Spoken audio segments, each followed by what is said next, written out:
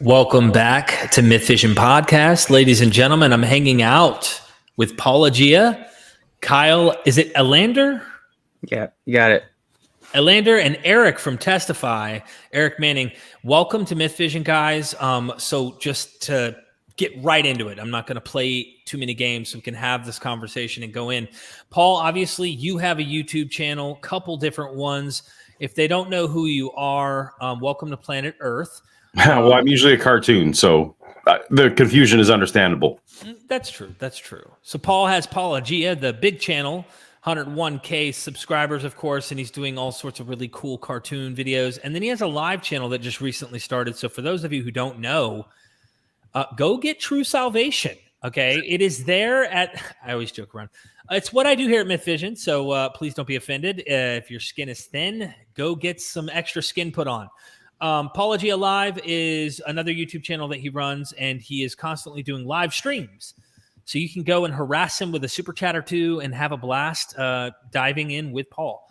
Also, Erik, you have a YouTube channel that's been on the rise lately called Testify, and you're actually engaging, you're like jabbing back at guys like me and Paul, and you're like saying, no, you skeptics, no, you're not going to pass that. I'm going to jab back. Did you want to briefly just mention what your channel is about? Yeah, I mostly focus on historical apologetics, the argument for miracles. Sometimes I'll talk about contemporary miracles and different things like that. It's mostly Christian apologetics, but more of a focus on the historical reliability of the Gospels.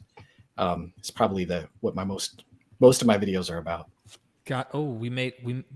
We have made your radar. That's awesome. Me and Paul. Well, and that's where you're saying, Paul is like saying, hey, I'm going to have a Christian on, and he thinks minimal facts suck. And so that's how I was announcing it to my fans who get a little irritated when I say things like minimal facts sucks, but it does. I think we could get into some discussion on that and talk about minimal facts at some point. I definitely want to allow that. And then we have the man himself, Kyle, and he is a Christian. Idealism is the name of the channel. He is a Christian channel there you can go check out. Now, I got to give a little background about Kyle here. Kyle is actually the guy who sent the question in to Dr. William Lane Craig that all the fuss has been about lately of lowering the epistemic bar, and as Paul puts it, on the floor, on the ground. Like, just drop that bar, baby, and just walk right past it, you know? And so Kyle, you know, he's going to give us his thoughts about like what you've seen, not only in the response from Craig, but like, did we assess? How do you feel about our assessment as atheists? How do you feel about the situation? And let's have the discussion back and forth. So please go subscribe. Their channels are in the description of this video.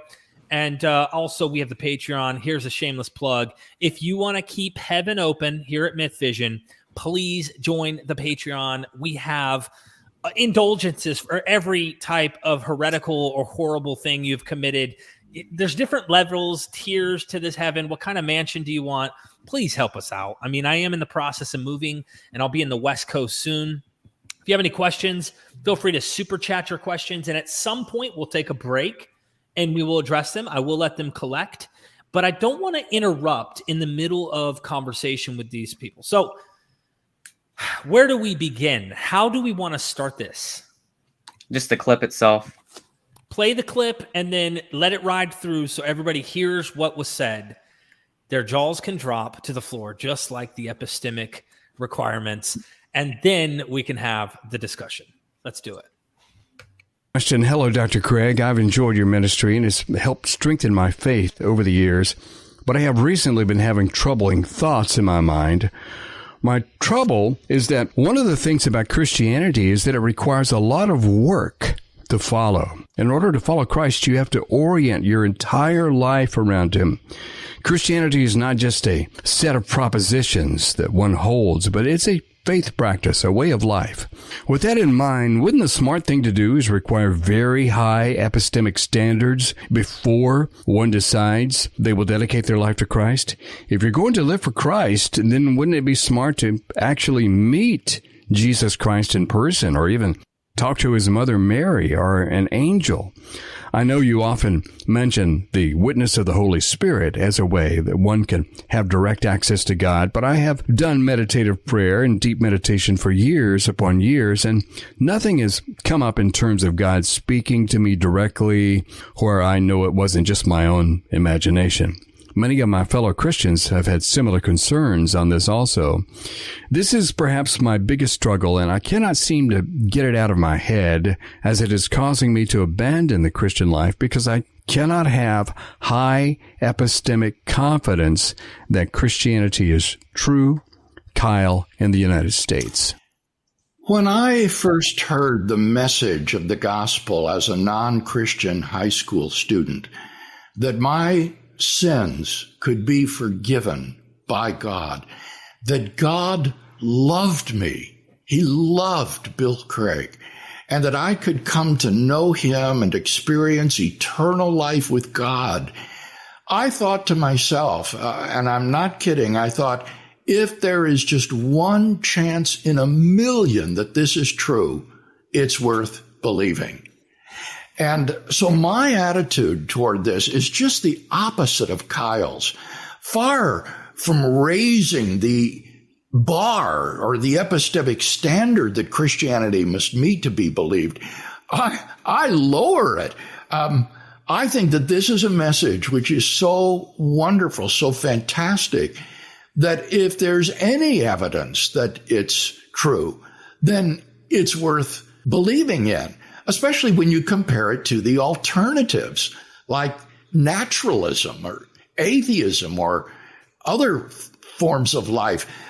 If Kyle really knows what it's like to experience the love of God and to have this hope in eternal life and forgiveness of sins, then it seems to me that he will gravitate toward that alternative. It will be so attractive, and that it would take really, really decisive disproofs to make him give up his Christian faith and abandon it. Now, when I talk about the witness of the Holy Spirit, I don't mean God speaking to me directly in the way Kyle describes. God doesn't speak to me directly either in that sort of way as an inner voice. But I just mean a kind of fundamental assurance that one's faith is true. People often talk about this as the assurance of salvation, and I think that is the privilege of every born-again Christian. So I hope that Kyle is more than just a nominal Christian, that he's really come to experience the regenerating power of the Holy Spirit, and that he's indwelt and filled with the Holy Spirit, because I think then that removes the huge epistemic bar that he thinks you need to get over in order to become a Christian. Next question. Hello, Dr. Craig. I've enjoyed your ministry and it's helped strengthen. Awesome. There's the recording. Kyle, this is you. Yeah, just stop. Just stop. Yeah, that was when I first listened to that, because I listened to it on his podcast originally, and I was just like, okay, this is not. I mean, I can sort of understand somewhat if it was response to the question, but in terms of like just lowering the bar to like 1 in a million, just that was just really embarrassing in my opinion. So yeah, that's, if we want to talk more about that, I mean, that's basically what I think. It's just not like, it's just a not very good response. There's a lot of epistemological issues, a lot of epistemological problems with that sort of taking that sort of approach. So I got to give credit to like Paulogia here, because it was his video. I didn't know about this. He was like on the walk or whatever, and he's like, I listened to Craig's like, I'm like, Paul's a strange guy. Like, he listens to William Lane Craig all the time, you know. But anyway, but it's Paul. I'm the only atheist who listens to William Lane Craig podcast, I think. You definitely, I guess, just have a niche for some of that. And your video inspired me to want to take a little bit more time in like trying to assess what I think is happening in Craig's thinking, because I relate to what Craig said, because, being a non-believer, and then you hear the gospel and then you come to accept. It was really interesting, but I did do some forecasting on what I think Kyle had going on, because it sounded in his question, and I guess I'm wrong, Kyle, here, was that you're kind of about to forsake the Christian lifestyle because you just don't have a high epistemic value. That's how the question seemed to me. And I'm thinking Kyle's about to dip out on Christianity. Yeah. And so because my question was not about the actual probability of Christianity, but rather how high the bar should be, right? That was the question to Craig, right? And I think the fact that he said, oh, well, it only needs to be 1 in a million. I mean, that seems really low. That just seems ridiculously low. Yeah, it's ridiculous. And I've talked to a lot of other Christians about this. I've seen it posted all over the place, and even other Christian philosophers have agreed that this is just way too low of a standard. So one of the places, Kyle, I think you saw it, was in a Facebook group that you and I are a part of, and I was just I really agree with Paul on a lot of things that he said here, because I was just I was taken aback. I think it was Paul's channel that I saw this too. And I was just what in the actual world? And then Kyle, I didn't even know was a part of the group. And he was just kind of oh, hello, it's me. And I was you're the Kyle. So, but yeah, I was shocked. I don't think that's something that we should be saying to a Christian on the verge of deconverting. Well, if there's just a 1 in a million chance, just got to go for it. I mean, Paul, Kyle, like you said, there's a lot of consecration. There's a lot of dedication that the Christian life takes you. So one of the things is okay, if I can understand Craig's question, or at least Craig's response to my question, if it was in terms of the aesthetic aspects of Christian theism, right? In that sort of way, okay, maybe you could sort of make a case for 1 in a million or something, but that's, I mean, I still think 1 in a million is really low, even if you grant all that stuff, right? So I don't know, man. It's just, I was just very shocked that he would say something like that. But and to be clear, I mean, you hosted, Kyle, I think it was you that hosted Inspiring Philosophy and several other people who spoke about this clip and what it meant to you. Yeah, because there's different ways there's different ways you could interpret what Craig's saying there. So in the clip, in my response to you and to MythVision, I went with the most charitable interpretation that I could to support Craig. But of course, if he's talking epistemic probability, that just seems really bad. It just seems really bad. Well, I mean, are you going to tell somebody who's, I mean, again, the Christian life could bring you to become a missionary to Africa in some third world country, or, taking certain risks, I don't know, or just completely turning your lifestyle upside down. I mean, I was not always a believer. I became a believer in high school, and I knew that it was going to take some huge changes. I knew that it was going to take losing all of my friends and different things like that. And so 1 in a million, I mean, are you going to tell that to somebody who's, in, I don't know, Afghanistan right now? If there's a 1 in a million chance, it's totally worth believing. That seems absolutely absurd. You better have a high degree of confidence that Christianity is true. So everyone on the panel has agreed that if what Kyle was doing was asking for epistemic certainty, that was bad advice. Yes. I would say so for sure. Oh yeah. Okay. Paul, you got more on your mind. I could. Yeah. No. Well, all I was going to say was, then we moved on to, was this? I think there was some. I'm not sure if it was in your stream or other people have been discussing this clip that perhaps Derek and I confused what was the epistemic level of certainty versus what would be a pragmatic level of certainty, in terms of where should we set the bar.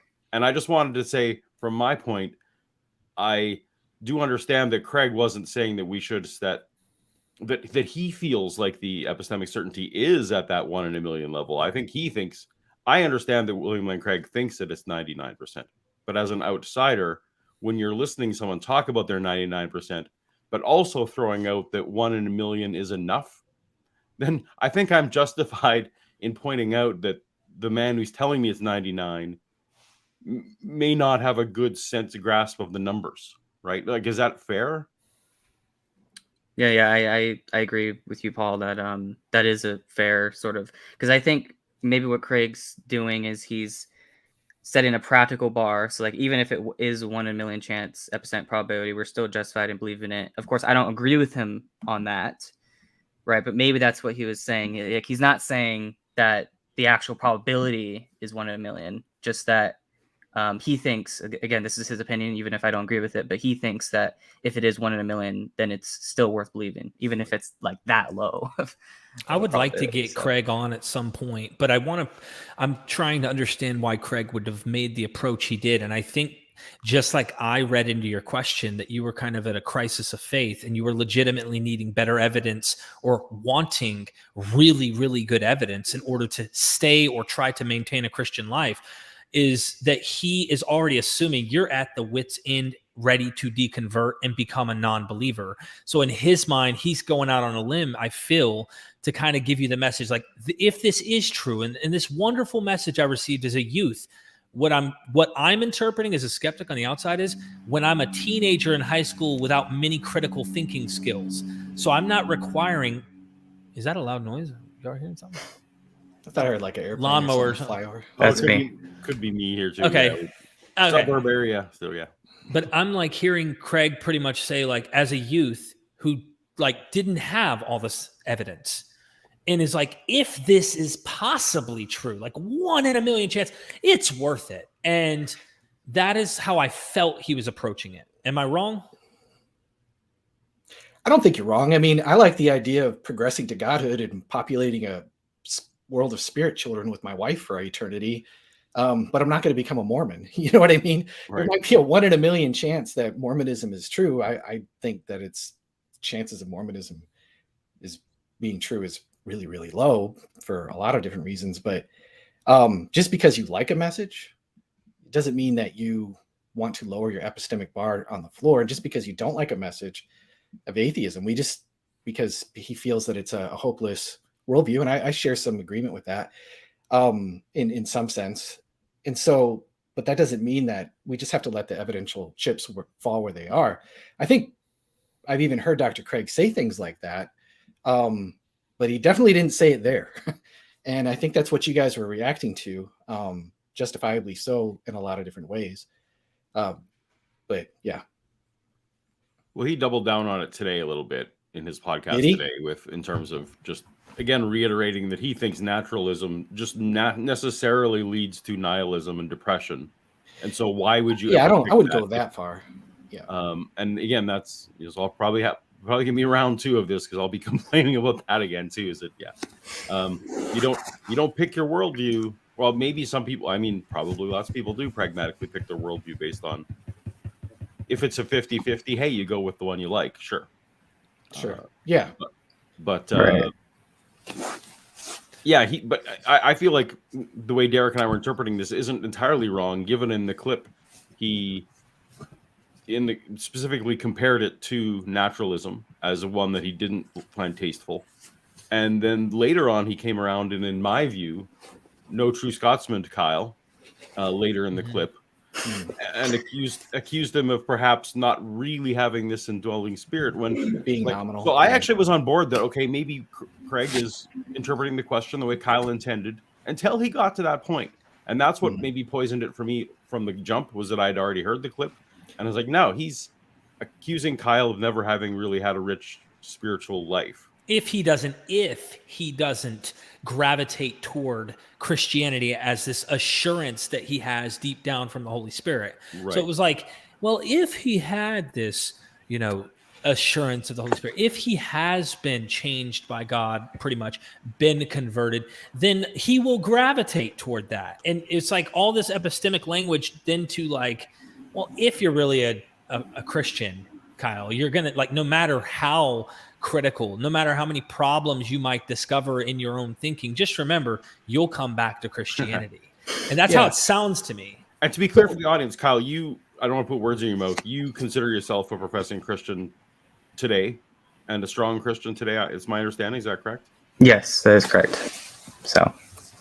And was I correct in thinking that you're of Catholic tradition? Oh yeah, you got that one right. that was pretty good. You got that one definitely. So right. William and Craig might not think you're a Christian. I don't know about that. No, Craig, I'll just so you know, I'll clear that up real quick. I'm a reasonable faith chapter director. Catholics are welcome. They have to affirm the statement of faith, but Catholics are welcome. So I don't think that he's got a problem with Catholics. He's not one of those kind of hyper Protestants. If you're not a Protestant, you're not saved kind of a person. So I laugh because sometimes people talk to me and I'm like, yeah, I'm still a Protestant atheist because I'm still strongly sola scriptura, even though I don't believe any of it. Okay, so Kyle's still a Christian, and what did I get wrong, Kyle? What did I blatantly get wrong in my understanding of you? Probably this. I mean, to be fair, I mean, I'm not going to blame you for getting this wrong, but like this idea of hell. So like, you know, I was not growing up in this idea that hell is a literal fire. I've heard it before from preachers, but I've never actually believed it myself, and even my own parents didn't believe it.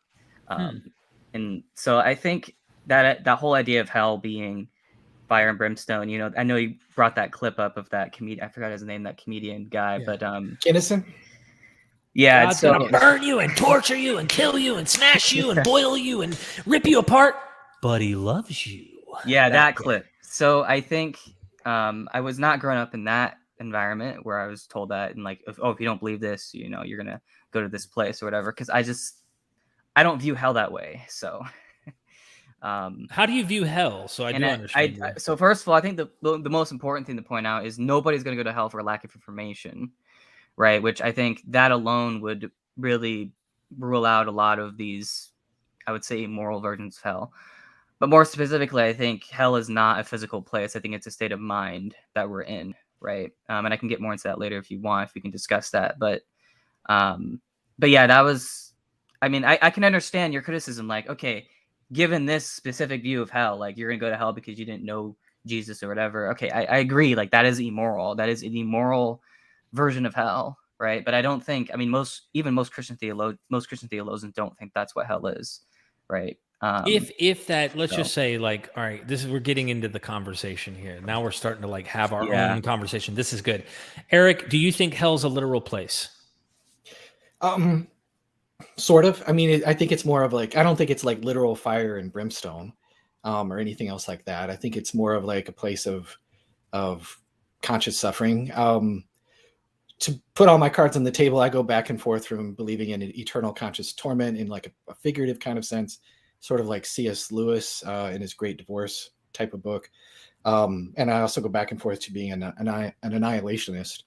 So my critique of the whole gospel message I was using in that video would better suit your kind of view than it would be Kyle's. Kyle seems to have it more like a mental issue. Like I've been to hell. It sounds like, and maybe I'm interpreting this wrong, but with my drug addiction, I went to hell. I mean, I was in hell for years, and then I got out of it. Definite taste of it, yeah, for sure. Right. Yeah, I would say that it is. I don't know about a physical place. I just think that it's something that people.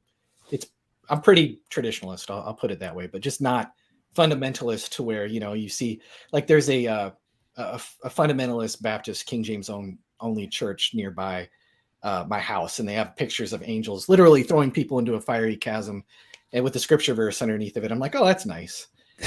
No, that's not the view that I would hold. It would probably be similar to either like if you've seen Inspiring Philosophy's book or video, on hell. I think he does an extremely good job talking about it there. But I also have been an annihilationist before. I kind of waffle back and forth, which is basically just the view that hell is not unending, that there is eventually it's death. It ends in death. You cease to be. And that is a view that is growing in popularity among evangelicals. And Apologia is like, sure, man, sign me up for that. That's better than the alternative. Paul, did you want to jab in here, man? I don't think hell is real. Of course. That's the question. Yeah, I'm just laughing because recently I was told that I was basically, if universalism or annihilation is true, then I don't feel like Pascal's wager works, right? And that's a whole separate topic. I know it's not what we're talking about, but someone recently told me that I was wrong about my own feelings about the matter, and it just makes me continue to laugh. So That's actually what I said to Caleb. Caleb has a form of universalism as his conclusion. He has a happy ending. And I told him, yeah, I mean, if we use the Pascal's wager thing, like at the end, sure, one could try to make an argument to be like, well, you might as well live this lifestyle anyway, just in case, that kind of thing. But in the end, if I'm going to end up in the same conclusion at the same goal as universalism tries to paint it, I don't have an epistemic nudge enough in me to sit here and think this is more true than all the other religions that I've been looking into and things like that. Which I think we tie need that back. I mean, that basically I think is a defeater to what the advice Craig just gave in this clip. Like his I think his 1 in a million requires there to be some sort of hell that you're trying to avoid, right? You would think, or something. Suffering. At least a heaven to gain. I mean, if you think that eternal life is going to be a place where you're going to spend eternity with God, it's going to be a place that you're always going to enjoy. It's always going to be something wonderful and amazing. Then I would think somebody who is like an annihilationist, they do believe that there are degrees of suffering, that it's not just like you turn to dust and then you're gone. And so, I mean, the scripture talks about, degrees of punishment based on the knowledge that you had, and all of that kind of stuff. And so, and even on a universalist view, which I'm probably more opposed to, there's still suffering that I think you would just want to avoid, even if it is temporary. Why not just avoid that? And so I don't think it completely defeats Pascal's wager, but I'm not even necessarily like a huge fan of Pascal's wager in the first place. And that's kind of one of the things that I brought out in the video.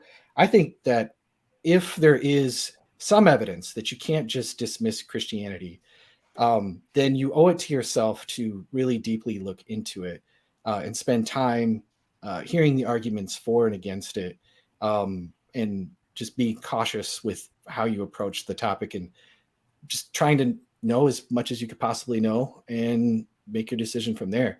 That's the wager that I would provide as an alternative than just, hey, you only got this one life and why not just spend it on God? Because, hell's a scary place. I don't think that that's going to be convincing to most skeptics. I'm sure you guys would agree with that. Skeptics don't buy it. Yeah. Paul?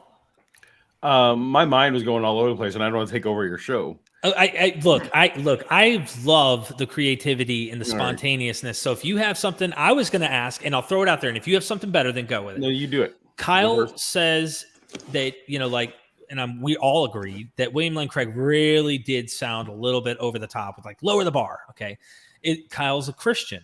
So that means Kyle sees some epistemic value here that has him convinced that the Christian lifestyle is worth living, as his question has. So he's still continuing, unless one wants to try and argue cognitive dissonance or something is really playing a role, right? So Kyle, my question is, what is it for you, my friend, that epistemically is there that makes you go, you know what, I'm convinced, epistemic, like this convinces me that I should invest all my time and energy, as I pointed out in this question to Craig.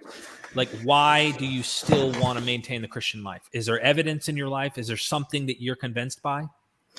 All right, so this is an interesting question because there's a lot of different angles I could go by, but the first one is going to be sort of my epistemology. So one of the things with how I approach God's existence is through some sort of Bayesian analysis, right? So you look at the simplicity of theism, or think of it like this. Okay, so the logic, I think in terms of the logic of science. So in scientific hypotheses, we create a hypothesis, we see what predictions it can make, and then we confirm that hypothesis with the evidence.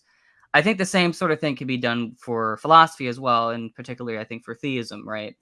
So how I look at it is I look at it through the logic of science, and this is something that Richard Swinburne also does in his work. So there are 4 criteria for any sort of, I would say, scientific or even metaphysical hypothesis. So first one is simplicity. So make sure that your hypothesis has the simplest number of fundamental postulates. You want to make sure that your theory has explanatory power, so it can actually explain the data accurately. But then also you want a theory that is consistent with background knowledge and is consistent with new evidence. So basically a research project, right? And this is typically termed, there's different ways you can describe it in the philosophy of science, but basically I call it explanatory flexibility, because you want to have a theory that's not ad hoc, but also a theory that's,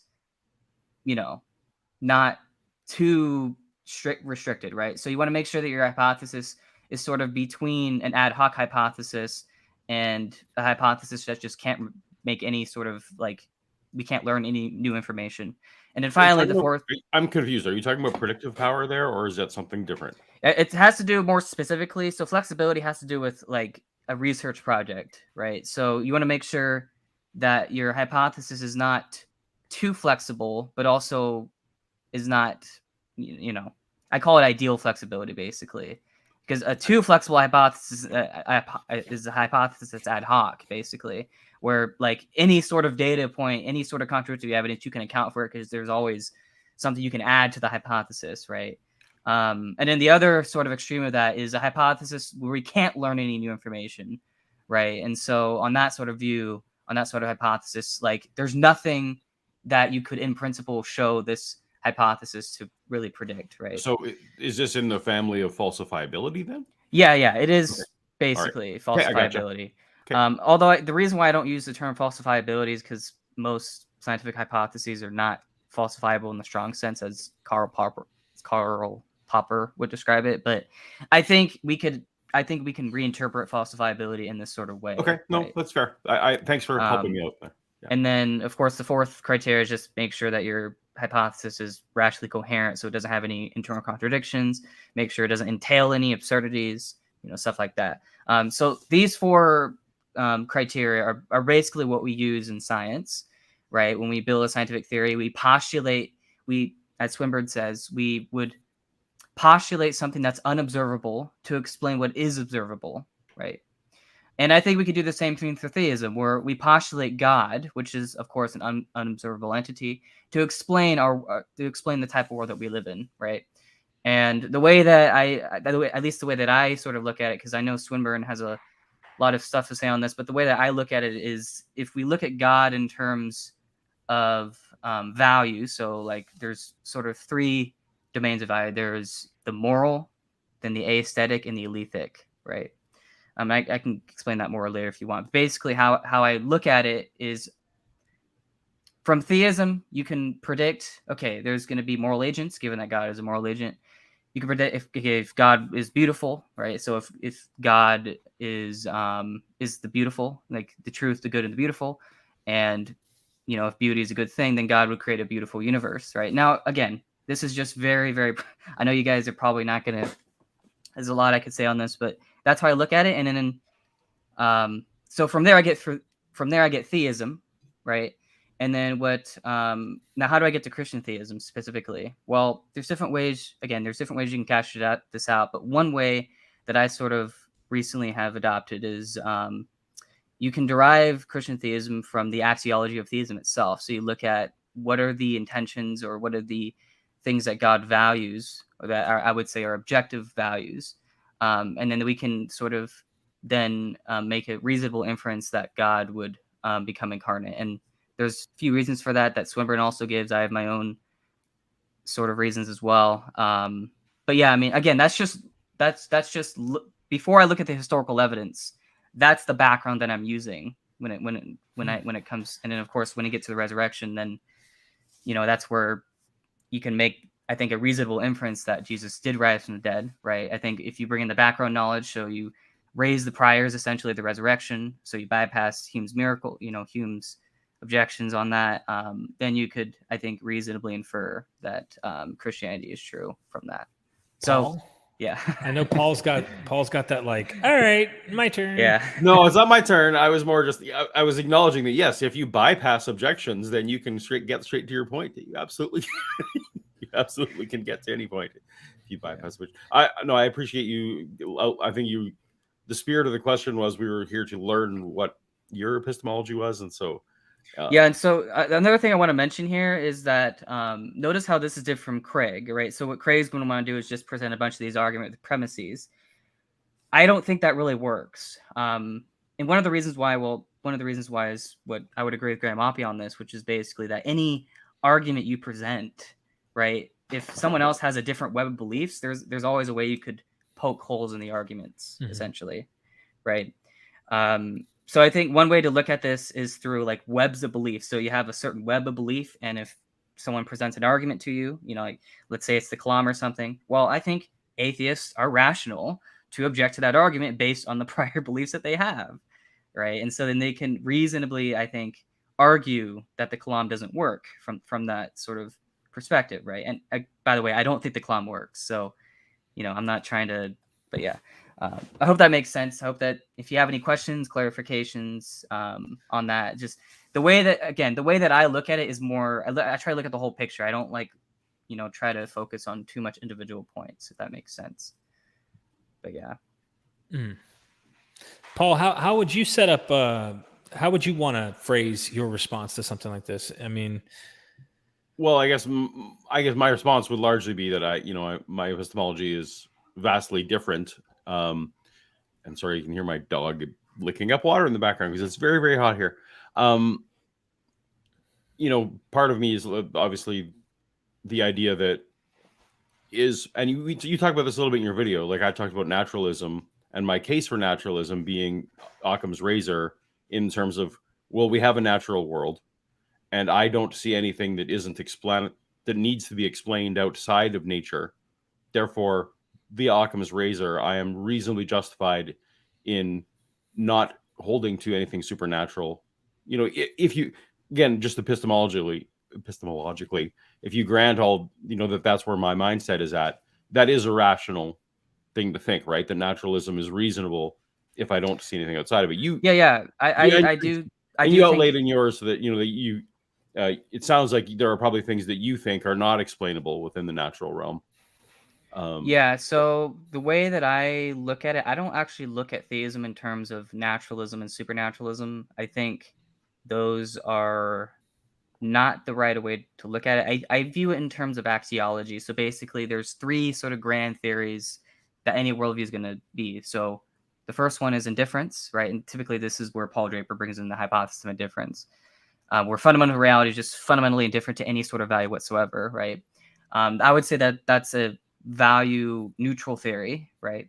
Then you have what's called the value negative theories, which is like evil God hypotheses, which I don't think anyone actually believes in, but for the sake of argument, we'll just include it in there. And then of course there's value positive theories, which I would say is going to be some sort of theism, or I would argue an axiarchism as well. An axiarchism is a whole different, has like its own like set of theories. So like Philip Goff is one example of, I think, an axiarchist. Like, I don't think he's a naturalist in the strict sense. I think he's actually an axiarchist, which basically means that fundamental reality is geared towards value, right? And so for me, that's how I look at it. I don't look in terms of natural and supernatural. I just look at it in terms of basically value constraints and stuff like that, if that makes sense. Value constraints, and just to ask clarifying, because I honestly don't know. Yeah. Value constraints meaning like fine-tuning values, or value constraints meaning like intrinsic value in terms of like worth. It could be both. So I think it obviously fine-tuning I think is a part of that, but also I think moral agents are also a part of that, and then just an orderly universe in general is a part of that, right? The fact that we're having this conversation right now, like we're trying to learn, I think that's a valuable thing, right? So that's how I sort of see it. I think if reality is indifferent, then I think, I mean, of course, this is where problem of evil arguments come in, and I think that Paul Draper sort of makes the point, like, hey, like if we'd more expect indifference given evil, right? But just if we ignore that for a second, we look at just the value that we see in the world, I think this is more expected under at least, I would say, a value positive theory. So either an axiarchist theory or even, I would argue, theism specifically, if that makes sense. Again, this is just the way. Sense. Yeah, and then the counter would be like, for someone like me, you'd have to demonstrate for me that there is some kind of level of value that I shouldn't expect on an indifferent view, right? Like you mentioned beauty, for example, and I probably rolled my eyes a little bit, and I'm sorry. But argument from beauty and those kind of things, to me, I just don't get it. Like I just don't, and that almost goes to the William Lane Craig answer again. He's like, well, you know it because you felt it, and like it really warmed your hearts and that kind of thing. For me, it doesn't. So if that's where I need to go to believe in God, I'm screwed. Here's the thing. I'm just giving out like the general case. If you want to see specifically like where I make these points, you can watch my video on the explanatory power of theism if you're interested on that. And I'm less attempting to argue with you, because definitely not. I was more just wanting to contrast, I guess, for the viewer. But I can understand. But yeah, I mean, but I can understand, at least from your perspective, why you would be rational in your sort of atheist. Or are you an atheist, or are you more agnostic? Okay, yeah. So I can understand when I look at it. Here's the thing: when I look at it through that lens, okay, I can understand why someone would be a naturalist or an atheist, right? And I think that atheism is a rational position. I'm pretty much, I would be what's called a doxastic permissivist, where I think that you can have positions that are contradictory to each other, but yet they're both rational to hold to. Not at the same time, of course, but like, people on both sides are rational to hold to those positions. Which then gets you to the William Lane Craig pragmatism again. I think that's right, where you said, well, pragmatically, both of these are rational, and one has an outcome I favor, so let me go that way. Yeah, right.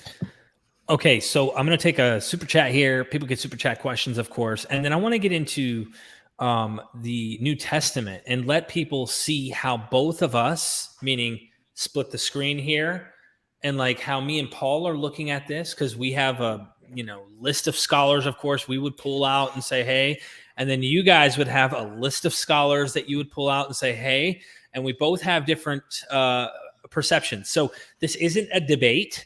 This is more of like, how are we looking at this text? How are we these texts, plural? How are we looking at the New Testament?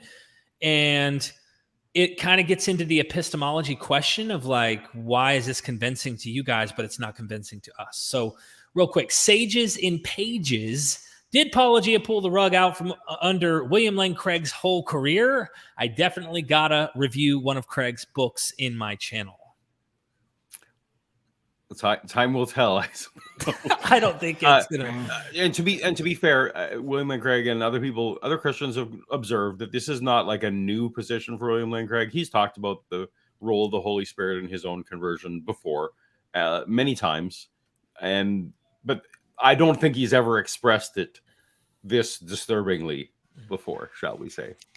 That's what made it so shocking. I think we all agreed that like it really was kind of all packaged in a 2.5 minute clip where you're like, whoa, that was really, for me, that's why I said I've heard him do this in debates, but it kind of like goes and comes and you don't really hear it and you don't really dwell on it. You know it, but you don't really dwell on it. This was, for me, it was like, I felt everything's built off of this.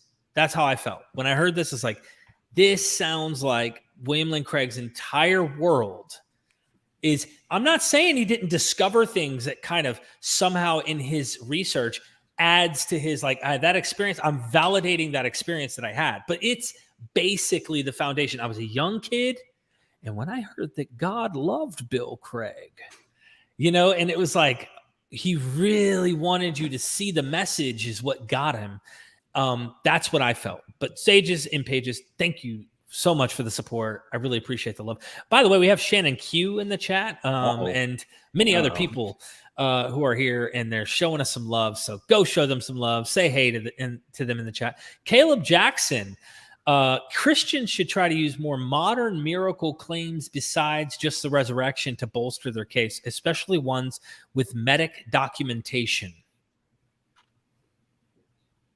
See, they asking for agreement there? Or? Yeah. I mean, I would say I use that as part of the case that I talk about, but I would kind of contrast. I know a lot of people, they just throw out Craig Keener because he's got like this 2-volume set that you could basically use to hold your door open with. But having gone through that, like, I think he's got very, very good examples in there. And I also think there's a lot of stuff that I wouldn't blame a skeptic to just totally reject, because there's not enough information for you to really research it out and to know. And so it's just kind of a lot of volume. I think if you're going to use, and I think Caleb would agree with this, if you're going to use miracles, you better use some really good ones with some kind of documentation, and just use the best ones. I think Keener does present some of those, but they're so kind of sandwiched in between a lot of stuff that I probably wouldn't spend a lot of time on. All right, thanks. We could fill a whole giant book or a whole podcast on things that Testify and Paulogia agree on, but no one would watch it. But No, there'd be a lot of it. There'd be a lot of it. That's something about Caleb too. We talk, and he endlessly tells me how many times he thinks there's a fake or not a good account or whatever it might be. I think it's time. We ran out of the super chats, and if you do super chat, we will get to it. I think it's time that we approach the New Testament. And before we move off epistemology, can I ask one question? So, I know that it's tough to put numbers on like the level of certainty, right? Because one person is 75% certain is going to be another person is 99. It's the same thing. Anyway, I would love to know from the Christians on the panel where you think Derek and I are setting the epistemological level for God too high before we move off epistemology. I just love for you guys to articulate where we're too high. I mean, I think that's where the discussion really is at, because I mean, Paul, I've seen like a tweet of yours, and I shared it in a video where you basically take kind of a Humean approach, where it's like it's always more likely that somebody's lying or mistaken than there is to believe a miracle claim. Miracle claim based on testimony alone. Based on testimonial evidence. If you saw a miracle, I don't think you would just be like, oh no, I'm just going to shrug it off. Right. I think that there can be enough credible testimony that if basically the explanation is more contrived and ad hoc than the actual the explanation of the evidence versus it actually being a miracle, then I think that's good evidence for a miracle. And I think you can build a case based on testimonial evidence for a miracle, but I think that it better be good. And that's probably the biggest place where I disagreed with Dr. Craig. I know plenty of Christians who don't necessarily sense the Holy Spirit in their life. Jonathan McClatchy is somebody that comes to mind. He doesn't have any such experience that I'm aware of. The McGrews, I don't think, in talking to them, I don't think that they've had some sort of warm sensation of the Holy Spirit. Now, I personally have. I've had several religious experiences. We can talk about that if you really want to, but that's probably a different show. But at the same time, like, I don't think that's necessarily normative for everybody. And so there had better be good evidence. I just don't think you need to set it on the ceiling, which is where I think you guys are setting it. Where Craig is setting it on the floor, I think that it should be very high. It should be very good. You're borrowing Paul's words of the floor. No, I love it. That's great. Right. I think it should be very good. And so this is probably one of the reasons why I probably, I said probably like 5 times there, but this is one of the reasons why I go after like minimal facts so much, or even Craig's approach to the resurrection so much, because without knowing what the appearances were like in some detail, how are we supposed to know that the disciples were even rational to believe them? And so I think we had better have very strong evidence that they saw what is actually reported. What is claimed in the Gospels better be like not embellishments. It better be what at least was initially claimed, and then we could do an inference to the best explanation from there. And so anyway, I rambled on enough there, but I hope that sort of clarifies a little bit. Kyle? Yeah, so I would agree with a lot of what Erik said there, which is basically I don't think it should be put up to the ceiling, but I also don't think it should be down to the floor. In fact, I would probably put it more close to where you guys land, which is, I mean, obviously not exactly where you guys would think it is, but somewhere where it's like, okay, we have good testimonial evidence, and if we try to explain this in any other way, any other fashion, you're going to have to include a lot of ad hoc elements. So again, it has to do with that 4 criteria I mentioned. I think we can also apply that to resurrection miracles, although they might be a little bit different because we're dealing with history, right? But still, I think if you have really like good testimonial evidence, basically, then I think we're justified at least in believing in a miracle. Now, of course, it's not absolute certainty. I don't think we can reach that level, but yeah. Okay. The difference there is that I don't think that there is even a category of good testimonial evidence, and you guys would just say that as a category that definitely exists. So, well, how would my question, Paul, would be A, how would you know that you're wrong, and then B, like this, we could just doubt history. I think. I think I don't want to straw man you at all, so feel free to knock me around. But I feel like on your view, anybody could be kind of lying or mistaken in some ways with history. We're just trying to be consistent, at least I would say. And so, well, and history, so that's a totally fair objection. So I think about this a lot. Like, how would I know if I'm wrong?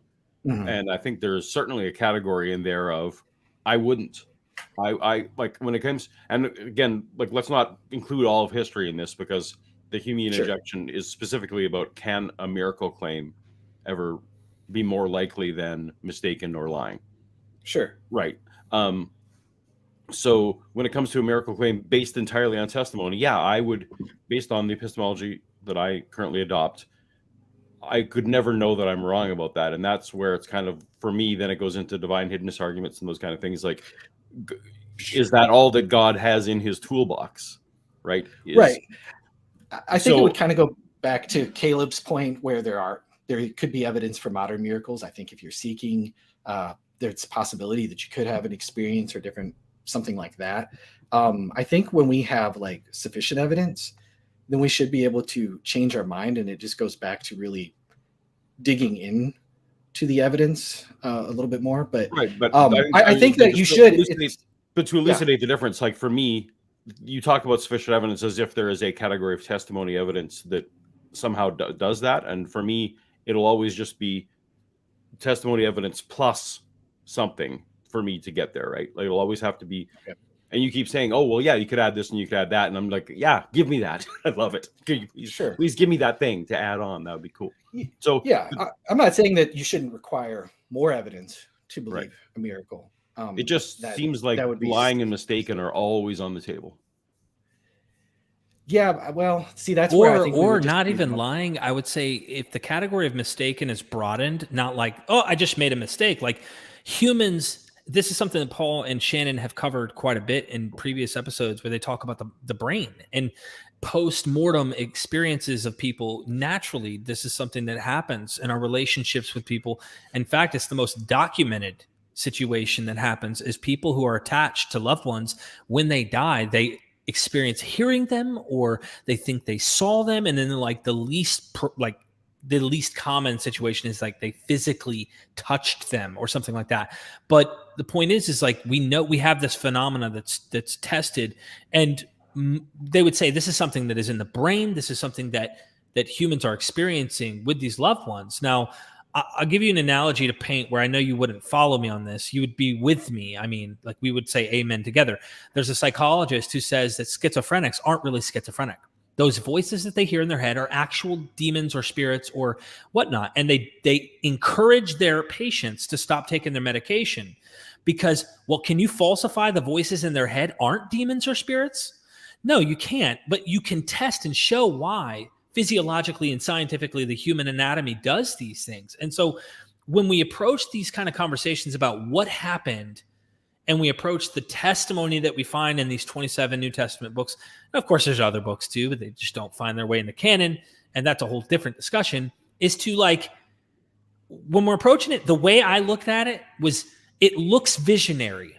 If you take the chronology that like even a lot of the scholars are taking, it looks visionary, unless you go to Luke and John. It looks visionary. They're having visions.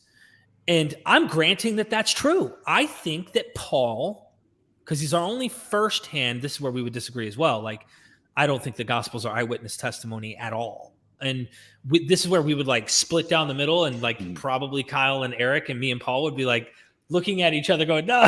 But I think Paul, I think we can all agree, Paul is saying he saw something and he calls it the Lord. Right. And so where I would go with that is Paul, Luke was his traveling companion. There is a ton of evidence that Luke was his traveling companion, or at least whoever wrote Acts was a traveling companion of Paul. We would disagree there, but yeah. And it would be extremely weird for Paul to have a different view. I think Paul did have a different experience. It's clear from Acts that he had a different experience. But it would be weird for his traveling companion to have a completely different idea of resurrection in Paul and the appearances. And so that's where I would disagree. Acts, I want to ask you specific questions about this in Acts, because we can get down into the details. In Acts, it's clearly the Acts of the Apostles, and a lot of the scholars I talked to are like, this is really the Acts of Paul, because it's really Paul's the hero in this story. You see Peter, but they have an overlap in ministry where Paul's own letters talk about he's the apostle to the Gentiles, but Peter plays that role in Acts. So there's something going on in Acts, and there's situations. What do you do about the situations where Acts seems to conflict with the accounts of Paul's letters? Are you trying to harmonize all of those accounts? Are you granting that, there might be contradictions? I don't think that we want to do forced harmonization. I think forced harmonization is completely worthless. But most of the time when I see contradictions, what people say are contradictions between, say, Paul's letters and the book of Acts, I think that they're not contradictions at all. Do you think there's any contradictions between Acts and Paul? Well, I'm not like a hard inerrantist. I know that. So I'm just asking if you thought there were, and if he's Luke's companion, then how, or Luke's I don't, off the top of my head, I don't know. I think there's good, what's the word? Contenders, I guess you would say, candidates for contradictions between the Gospels. But off the top of my head, are there tensions between, like, where it's like, I'll put it this way. I don't think that Luke was looking at Paul's letters, because if he was, we wouldn't see some of the things that scholars bring up, right? But I don't think that they're so contradictory that I think they're pretty easily harmonizable. I'll put it that way. And I think that's what we do with historical documents when we have a good reason to give them the benefit of the doubt. I'm not talking, a lot of people use harmonization as like this dirty word, like, ooh, you harmonizing fundamentalist, you harmonize. I think harmonization is a good historical practice that we do, but we do that with documents that we have good reasons to believe. We don't harmonize worthless historical documents. And so I hope that sort of answers your question, but I just think that there are loads of evidences that whoever wrote Acts traveled with Paul. And it just goes back to my point that I don't think that they would have two vastly different views. And I think actually the fact that they were traveling with Paul in Acts 21, it shows that they were in Jerusalem, that they had met James, that they had met the other apostles. When Paul was in prison in Caesarea Maritima, that's 75 miles from Jerusalem. Well, Luke talks about interviewing eyewitnesses. Now, sure, it'd be nice if we had some of his names. Clearly, he's drawing from Mark. But so he must feel that there's good we reason at least can find a common ground on Mark and like priority on this situation here. Okay. Sure. So I think that there's good reasons to think that he has sources and that he traveled with Paul.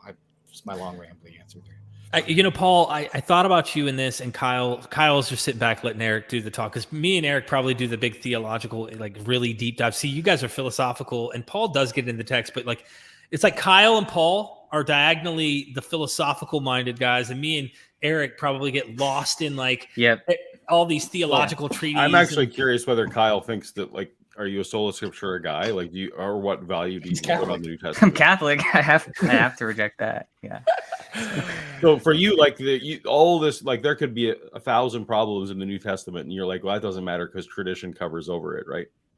No, I think there is definitely a lot of value, and so like I think that when we look at the Gospels, we should look at it in terms. I mean, we could treat them as historical sources, but I also think a lot of New Testament studies is, and maybe Erik, you might agree with me on this, is off the track, so to speak, especially in terms of what's called the literary paradigm of New Testament studies, which I think that entire way of looking at it is just completely wrong for various different reasons. But so I think that the Gospels are largely oral recitations, basically. In that, yes, they do have their origin in tradition, right? So as a Catholic, I would more rely on tradition, the tradition of the church, right? I mean, that's how we got the Gospels. Like the Gospels did not come prior to tradition. We got the Gospels from tradition, right? So, I mean, I that's how I sort of view it, right?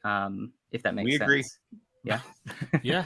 Yeah, I think so. And I think that like when I'm approaching it, the way I've began with the scholars I'm investigating and looking into, which it's one of those things that I get it. You could go, well, you got a lot of these skeptics and atheist academics and New Testament studies, and there seems to be this kind of bias, which I do have towards these kind of academics. But I also am trying to be fair, getting academics that aren't just atheists. I get like Del C. Allison Jr. and others, right? Which is like my, I got a card where I'm like, here's a Christian who totally agrees with us here on so many things, but he's still a Christian. And it's probably not fair when you could try and go and get, other more conservative academics on New Testament studies and come up with different conclusions.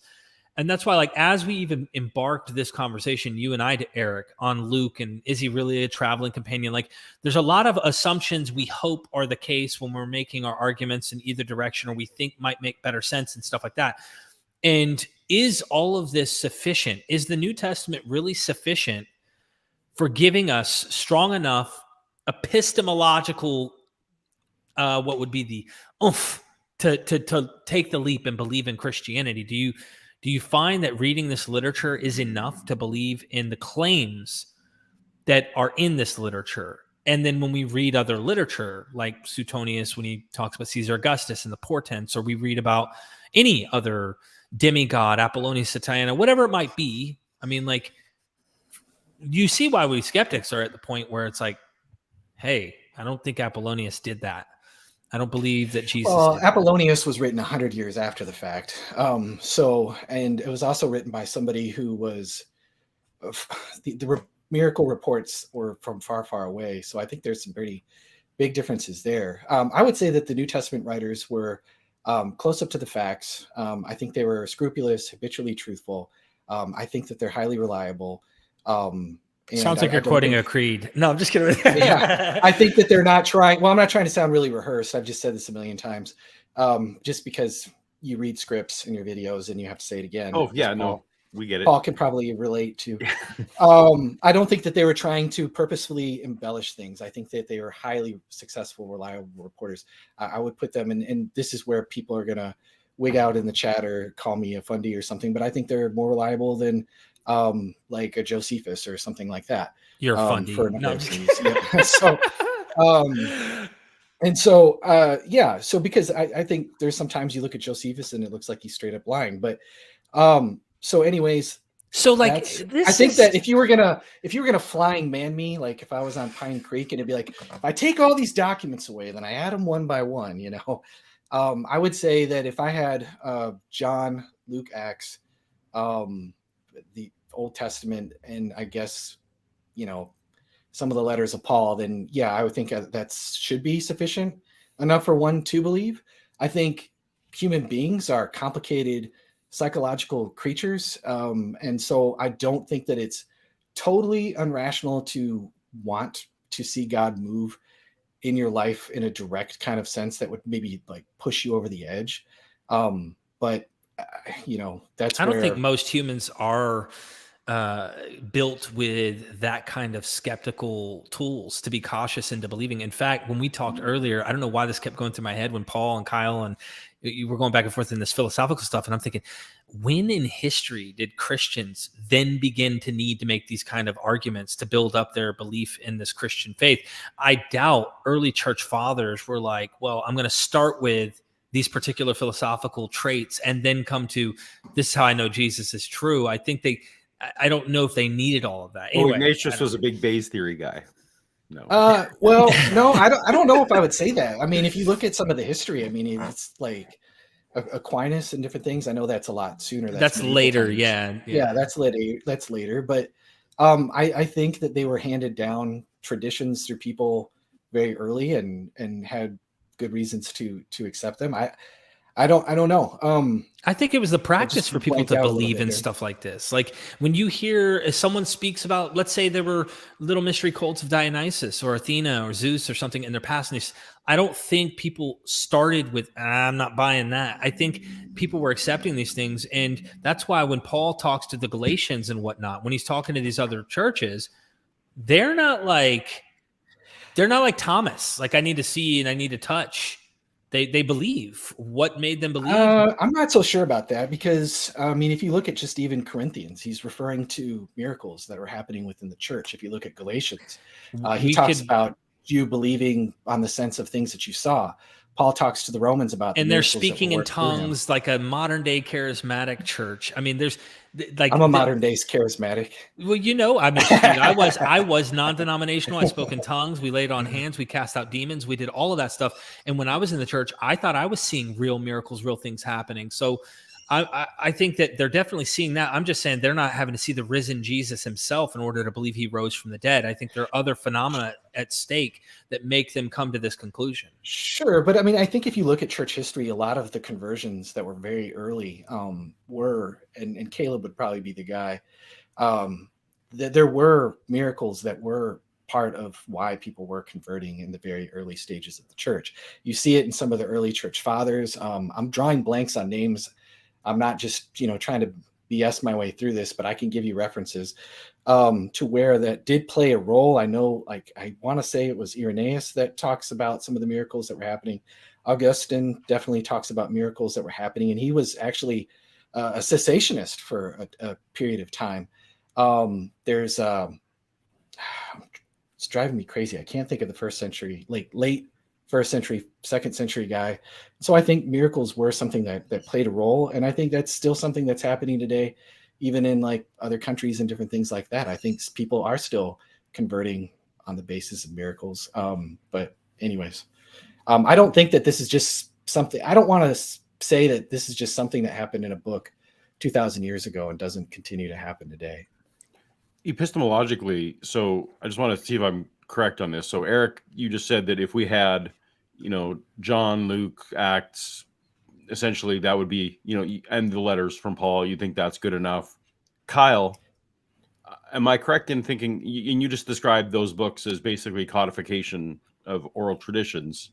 If those hadn't been written down in the first century, if those have been written down for the very first time in the 3rd century, am I right in thinking that you'd be good with that as well? Like you'd be fine, because for you, it's all in about the handing down of tradition anyway, and it doesn't really matter when it was written down. It's about the core. Yeah. So the core thing I'm going to look at is the reliability of oral transmission. That's what matters. That's what has more weight, so to speak, than how early these documents were written. That's why, to me, it doesn't really matter if it was written in after 70 AD or before. I mean, you can get into that debate, right? And scholars I know most think that it's after 70 AD, but even if it was earlier, to me, that's not really going to have as much weight as the actual reliability of the transmission itself, if that makes sense. So you don't actually, it doesn't hinge on you, for you, it doesn't hinge on whether Matthew was a firsthand witness or not. Yeah. And also keep in mind, I'm not just relying on historical data. I'm also having the philosophical background as well. When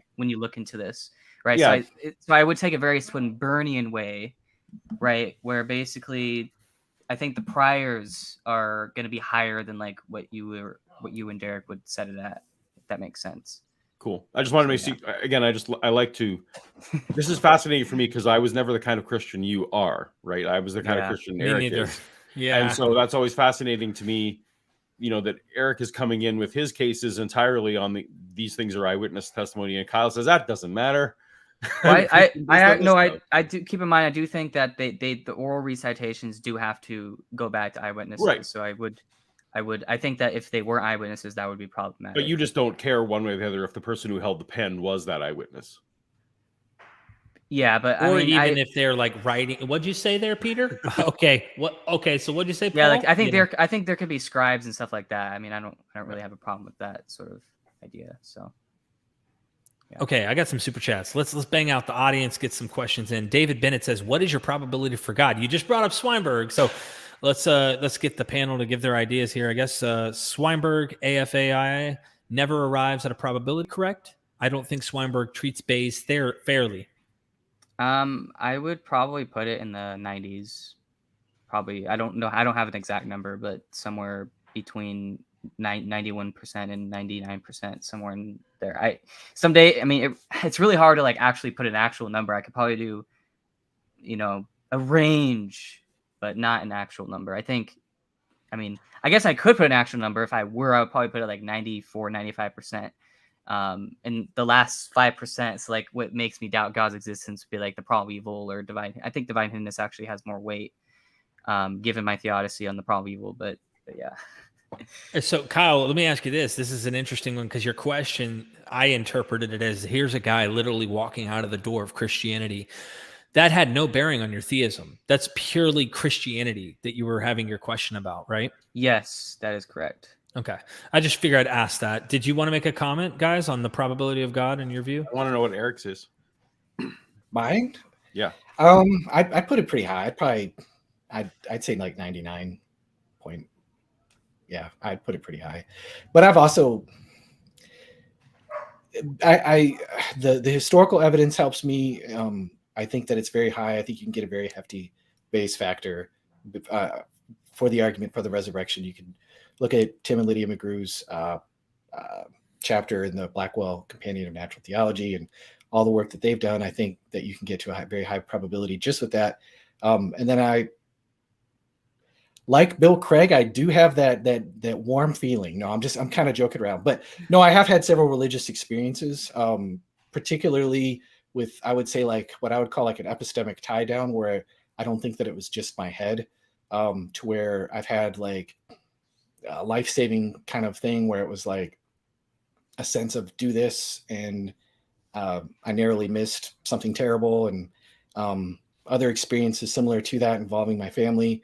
And so I know not everybody has that or necessarily, but I do think that there is some value to that. I just don't have the same level of value on that Bill Craig would have, of just, I got a witness of the Spirit, and it's just this general feeling of salvation, and I don't necessarily think that's a good, I'm just something that you want to put I think all of your weight, your weight on there. That's not a good reason for someone else to believe. I actually do think it's a good reason for you to believe. I think you agree with me, right? Yeah, I would say that it's just because I have an experience by itself isn't necessarily a good reason for somebody else to believe, unless there was a good reason to think that, like, again, there was some sort of tie down to real life, to where it's like, and you didn't just hear like one of those kind of stories, like you heard multiple of those stories where it's like you heard a voice, you moved, and you narrowly missed a bullet or something crazy like that. Does that make sense? Yeah, I guess that's never the example we get, like, right? So I don't know, right? But I mean, I could give you a couple of examples if you want. No, what I'd rather hear, is what, to tie it back to the original question, if I can tie onto this super chat question, add on to it. What percentage do you think is rational for, like, how low would it have to get to stop being rational to believe a Christian? Like, if it dipped to 79, is that too low, or where to give up? Oh, I don't know. So like William Lane Craig said, he puts it on the floor, and you guys say, well, Derek and I put it on the ceiling. What's the number where you should start waffling? I think if you think that there's something to it, I think that's where you should seriously investigate it. And I think even if you're like a doubting Christian, I would still like go to church, pray, do different things like that. I would just really launch a very serious investigation into it while you're doing those things. To just completely give it up, I really don't know. That's a good question. I don't know how to answer that, to be honest with you. I would have to be definitely more probable than not, but I don't know what exact number that is, 60, 70, 80. I don't know. What do you think, Kyle? For it to get, what probability have to be before you actually just have to give it up? Or yeah, I probably like 60s. I think if you're down at 60-50, I think then you should at least be I would say at that point be an agnostic Christian, right? So maybe you can still practice it, but like you just like Philip Goff type, just like don't actually believe and have like a positive stance on it. And then I think if it gets down to like 30 or 20, then you should just disbelieve it, basically, if that makes sense. So I think because I think we are ignoring a third category, which is the agnostic Christian, right? So someone that's sort of, they're practicing, but they just don't actually know like if it's true or not. Like, but isn't that the worst of both worlds? Like, wasn't your original question like, I have to do all this work? Yes, and that's I be? So isn't the agnostic Christian in the worst case scenario, because their faith might not be strong enough to get in, but they're still using their one and only life?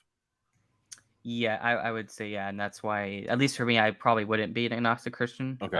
But I mean, there are those type of people out there. So sure. Yeah. Right, I don't know if I could put a number on like what the probability for God would be. I definitely am not convinced. I'd be like Graham Oppie. I share a lot in common with what Graham has, what makes the most sense to me. But I'm like the guy, just show me or give me better data than what I have. If I had experience like Erik did, which I think I have had experiences, but I do think that they come to the social environment, and it comes down to my brain. And the reason why is I also have a little skill set called being a drug addict. But seriously, like I did a lot of drugs in my life, and I experienced what it's like to go outside of what we call reality and experience things that just were like, whoa, mind blowing. And I've seen things doing that as well. Now, could I tell you that they weren't, that they were, can I prove that they aren't real? No, but I can tell you how I came to see them. And I think we have a lot of the chemical compounds that I may have ingested and also experienced during the time that make me think maybe this is a natural phenomena that our brains can produce. Do we have dimethyltryptamine in the brain? Are there ways in which we can hallucinate? Or is a dream, for example? What is a dream? The Bible and other literature in the ancient world consider dreams actual messages from the divine or from the God themselves and things like that. And so I'm more on the like, let me look to the science side to explain things, the natural side, and explain, are these memories discombobulated? And that's why some of our dreams make absolutely no sense. And they're taking place in the frontal lobe cortex. Like, what's going on? I'm looking at it that way because I never went to science. But the reason why I approach it that way is that it had a pragmatic or practical usage in my life. I was dying as an alcoholic and addict, and the church told me I was spiritually fallen, that it was a spiritual malady and that you needed to get right with God. You just weren't really doing what you were supposed to do that was right with God. And when I realized I may have an actual mental illness, a disease in this situation, I needed to seek medical help. All of the medical professionals were never telling me, oh, you have a spiritual malady and things like that. So all of the problems that I once had started getting solved, like almost within a few months, just from seeking actual medical, natural things instead of trying to, find it through divine or spiritual explanations, if that makes sense. So I don't know. I can't put a number on this because I just don't know where to put that number. I'm not ruling out the possibility, but like my mom says, he's going to reveal himself to you. And I'm talking about visually and physically. God's going to reveal it to you. He's told me. My mom tells me this. And I tell her, well, that's what it's going to take. It's not going to take some literature written, thousands of years ago with a tradition backed up by people who are prone to believe these things to begin with for me to actually come and believe that. I just don't think it's sufficient data where we might disagree here. Anyway, because there's plenty of traditions and worldviews and religions that have traditions and whatnot that they believe is true as well. But of course, one can make the argument, this one's closer to the day, and this one, I trust this one more than I trust the others. But Paul, what about you, man? Do you have a number? I think, theistic, like just a general deistic God is maybe like 5%, just like a deist who walked away. Because I put about that much credibility in design arguments, and then like maybe 3% for a theistic God and 1% for the Christian God. So the prior is non-zero. Miracles. Yep, the prior is non-zero. The prior is non-zero. My famous, I do this all the time. I have to. You know how I am. You mean not good like 1 out of 100? I'd say more like 1 out of 1 million.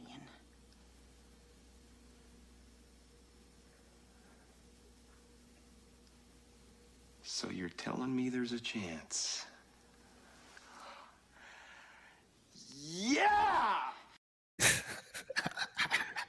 So the first time I went to the watching, since Erik and I recently had a chat, and it's anyway, that would depend entirely on how that would be a broad interpretation of the Christian Bible too, because of course the number of different Christian flavors of gods are many as well. So anyway, blah blah blah. Oh, there's so much I could say, but I don't know how much time we got. That's the thing. I think we all have a lot to say. And I think what's made this such a good episode, in my opinion, is we actually are hearing each other and where we're coming from, even if we don't agree. You can listen and be like, no, I've got 5 reasons right now in my head why I think Derek's wrong about that or whatever. But we're actually hearing each other and letting the audience hear why you're all thinking the way you're doing. So to be honest, I wish I had listened to these kind of conversations when I was a Christian. I would have been a much better Christian if I'd understood what the Catholic position really was, instead of just saying, I wouldn't have ever agreed with it, I don't think, but I would have been so much better. Anyway, I think there's an atheist side too. There's so much you can figure out your worldview so much better just by listening to these things. So do it. I think we all agree there for sure. Yeah. Absolutely. Eliyahu, thank you for the super chat. I think that many scholars are switching their approach of convincing because they know the archaic style of it is nearing its end. Do you understand? Nearing its end. Well, I would agree that methodologies change. I think everyone would agree that certain methods tend to work in certain times and places, like the Billy Graham Crusades in the 50s and 60s worked really well doing these emotional appeals, and there was no apologetics in Billy Graham's messages. And now I think in an information age, apologetics is more important than it was because that's the kind of questions people are asking. But is that what he's saying? It's methodological, or is it a jab at saying that like what has been for 2 millennia is archaic in its style and that we're trying to like get out of that? It's hard for me to understand exactly the question or the statement. But yeah, thank you. Thank you for the super chat. Malo Sal, Erik, how do you explain Fatima, appearance, witnesses, and testimony? Well, I actually did a video on what I think is the better Marian apparition, as Zaytun, Egypt. And I would say there's a lot going on there. I know Dale Allison talks about the apparitions and different things like that. The thing is I think the big differences is we don't know what is appearing. I'm agnostic about it. I'll put it that way. Nobody met Mary that's living today, obviously. So we don't know exactly what people are seeing. Even Catholic approved apparitions, Catholics aren't necessarily like said, well, you have to believe these as part of the doctrine. And so there's not a lot in terms of like her speaking to people or touching people or different things like that. They do last for a long period of days. It's like the one in Zaytun specifically. I don't know Fatima quite as much. I know a good bit about it, like with the whole sun dancing and weird stuff. To me, that's kind of vague, and it's like it could possibly have a natural explanation. Like, even like, what do these signs even mean? I don't think God is just like doing weird stuff. Like, this is where I have problem, and maybe Kyle, you might disagree with me, but like Eucharistic miracles are just kind of like really strange and weird to me. They feel kind of parlor tricky when there's like other things that God could be doing, like, I don't know, healing people or something like that. And so they just seem a little below not worthy of God's untying, if you will. And so the difference that I bring, kind of tying it back, is that the difference between the resurrection appearances is, at least reportedly, they had spent time with Jesus, ate with Jesus, touched Jesus, talked with Jesus, conversed with Jesus, and knew Jesus, spent 3 years with him. Whereas something like Fatima or Lourdes or these other things, like somebody, we don't know who appeared to these people and did what, or the road to Emmaus comes to mind, though. They didn't even recognize Jesus. They walked with him from like morning to night. I mean, they did not know who the guy was that was talking to him this entire time. And it sounds more to me, it would fit a genre, not literal historical. It even almost sounds like a ghost story in a way when you look into Luke. So what do you say about that? I mean, Jesus isn't even recognizable. Yeah, I'm going to punt here. If you search to YouTube and you look at 6 obfuscations of Jesus's resurrection body by Lydia McGrew. Sorry, I'm a McGroupie. That may annoy people. I hope I don't sound like they basically have kind of helped mentor me. So if I talk about them a lot, it's just because I get it. I do the same thing with academics there you go. We're Ehrman-esque, so whatever. Yeah, you're the Ehrmanites.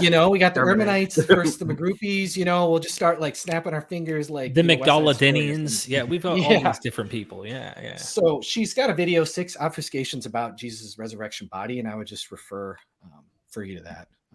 It would take a long time for me to explain it, and I can't articulate it as well as she can. So, Kyle, in your original question to William Lane Craig, you had mentioned listing. You said it would be great if God would appear to me, Jesus would appear to me, and you also listed if Mary would appear to me, which like totally dumbfounded. Like, do you think, for you, would having a conversation with Mary be on par with having a conversation with Jesus? I mean, it wouldn't be the same, obviously. I mean, obviously, I would prefer to talk to Jesus, right? But I just mentioned Mary just because that would be sufficient in my mind. If I saw Mary in apparition or something like that, I would. Okay. Yeah, that'd be really good. Do you envision these things as conversations? Like, what would you ask Mary as a confirmation? Like lots of things you could ask Jesus, but what would you ask Mary? Well, I would ask her, like, are the Marian dogmas true? Is Catholicism true? Like those sort of questions, just so that I can sort of narrow down myself to, the tradition. Because I'm a Catholic convert, so I wasn't a Catholic like most of my life, and so like I would just verify, like, hey, did I make the right decision to become Catholic, and see what her response is. But yeah, I think she would have to appear to me, and then I'd be like, you need to appear to somebody else, my friend, and he needs to call me and tell me the exact same thing without me saying anything for me to kind of flip that switch there. So just like Jesus, I could ask all kinds of questions because he has infinite knowledge, right? So you could ask all kinds of questions of Jesus. Yeah, so that's a good answer, Erik, because I was trying to think what a mortal Mary could answer for me. So that's it. And then the other problem is like when I'm thinking of the pseudo-Clementine literature, which comes a bit later, there's polemics between Peter and Paul. Peter is saying, we were there with Jesus, like we were taught by him on earth. You, on the other hand, had visions. According to the pseudo-Clementine literature, it's trying to say that Paul saw a vision of light and was getting this message, and that he's saying, no, we learned from Jesus, and you're learning from some, angel of light or some light being, which I think they're trying to jab in this literature of like, you don't know what that is. An evil being could like put itself into a vision of light or something like that. And how do we know, even if it came to say, hey, it's me, Mary, or it's me, Jesus, like, how would you know that it's not a trick or something? Anyway, I'm just saying this is something that's in early literature or 4th century literature, pseudo-Clementine, worth looking into. All right.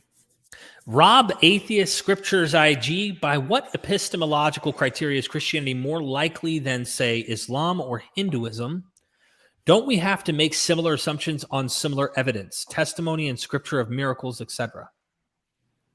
Yeah, I'm going to take this down so we could see you guys. So, basically, I think you guys, as far as a skeptic and anybody, is reasonable to doubt a miracle and without even really any examination under certain circumstances. If the events reported are like at a great distance, so you guys brought up like Apollonius of Tyana, like the reports of those came at a great distance, and not just a great distance of like miles and miles away, but also a distance of time, which is another criteria.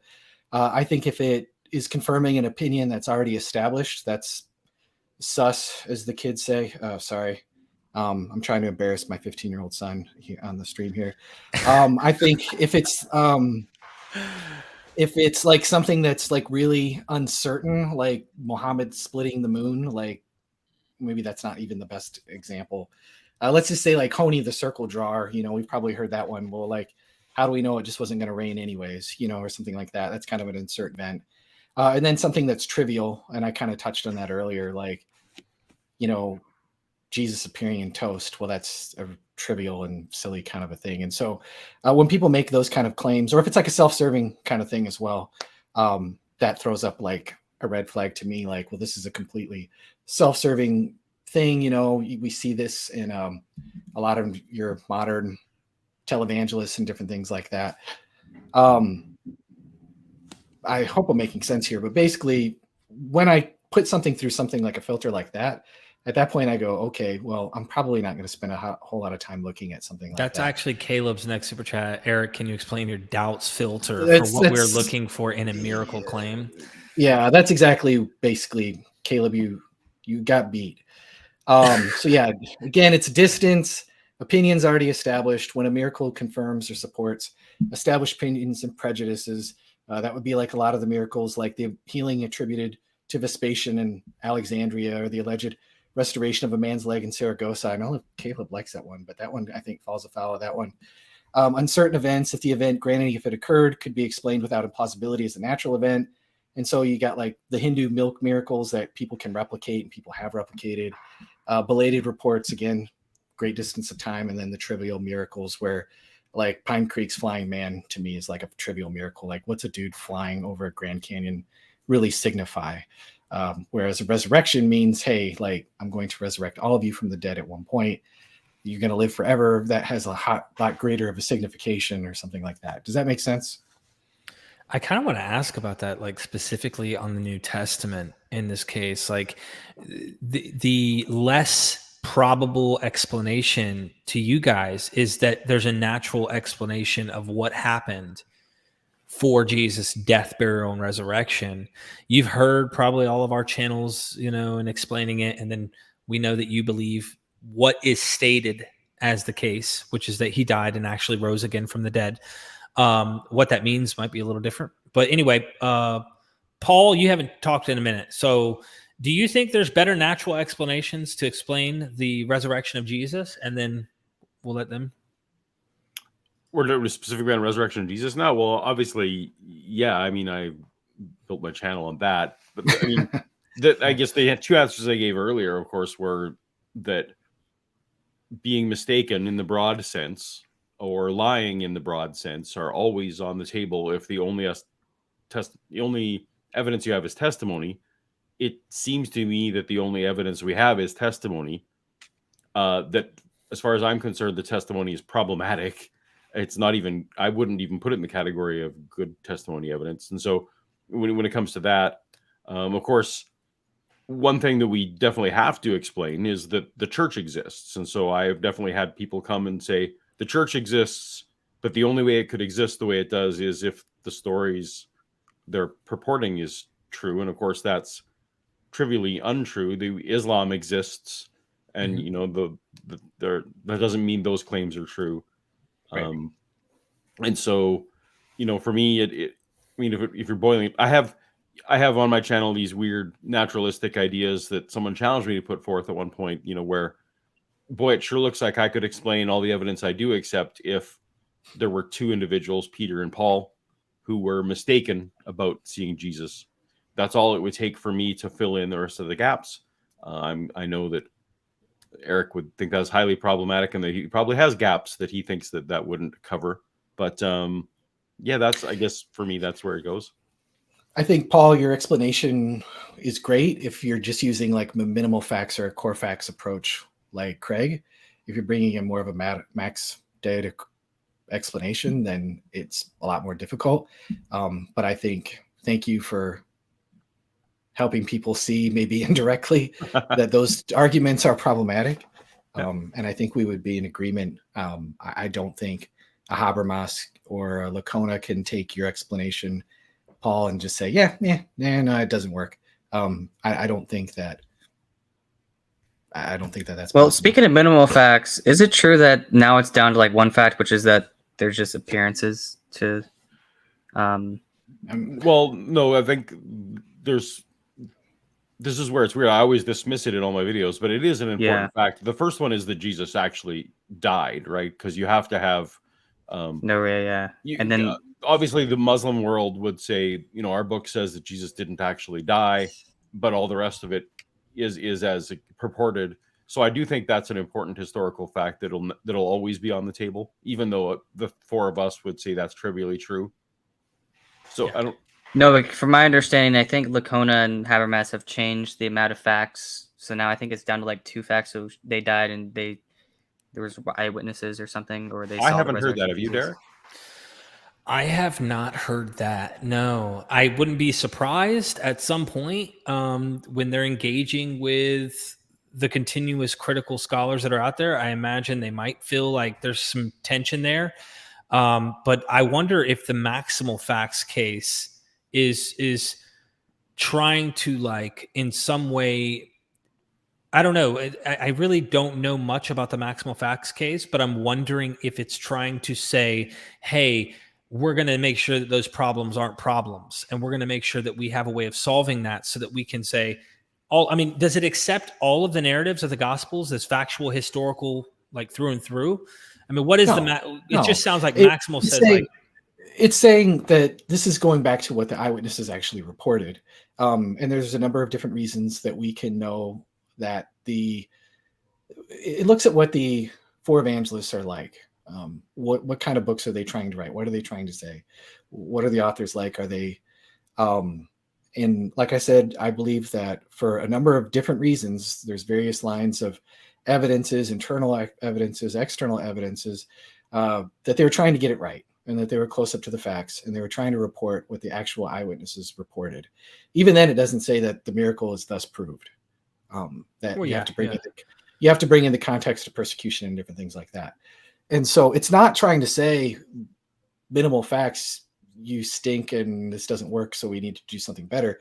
Maximal data goes back to like William Paley and the deist controversy. And there was a lot of people bringing out objections against the Bible and different things like that. And he's making like a broad case for why we can trust the Gospels and why these go back to what was actually first reported. And it's just reviving an argument that has fallen out of fashion versus countering something that doesn't work. Yeah, that doesn't work. Which is partially why I was highlighting before the difference between Kyle and Erik on this, because Kyle wouldn't care about the maximal facts case. No, I would. I would probably be more liberal in terms of like how reliable the Gospels have to be, but I don't think the minimal facts argument works, right? So I would agree. We agree. All of us agree. And then even somewhere on my channel, I would annoy Erik by constantly just pushing my For the Bible, pushing his jingle button. Yeah. That's he got triggered bad. I watched that live. Everybody loves that one. And so anyway, I didn't write the song. Come on. Yeah. So so I'm like gonna flip the desk right now. No, I'm just kidding. I'm so triggered right now. No, it's a lot different than that. You have to bring in we're bringing in a lot of different data that would say these are reasons why. It's not just like, well, for the Bible tells me so. There's a crap ton of reasons to think that they're not trying to just make things up. Maybe that's a whole other show or something at some point. I mean, it's kind of the point of my channel. So people want to know more about it, they can go there.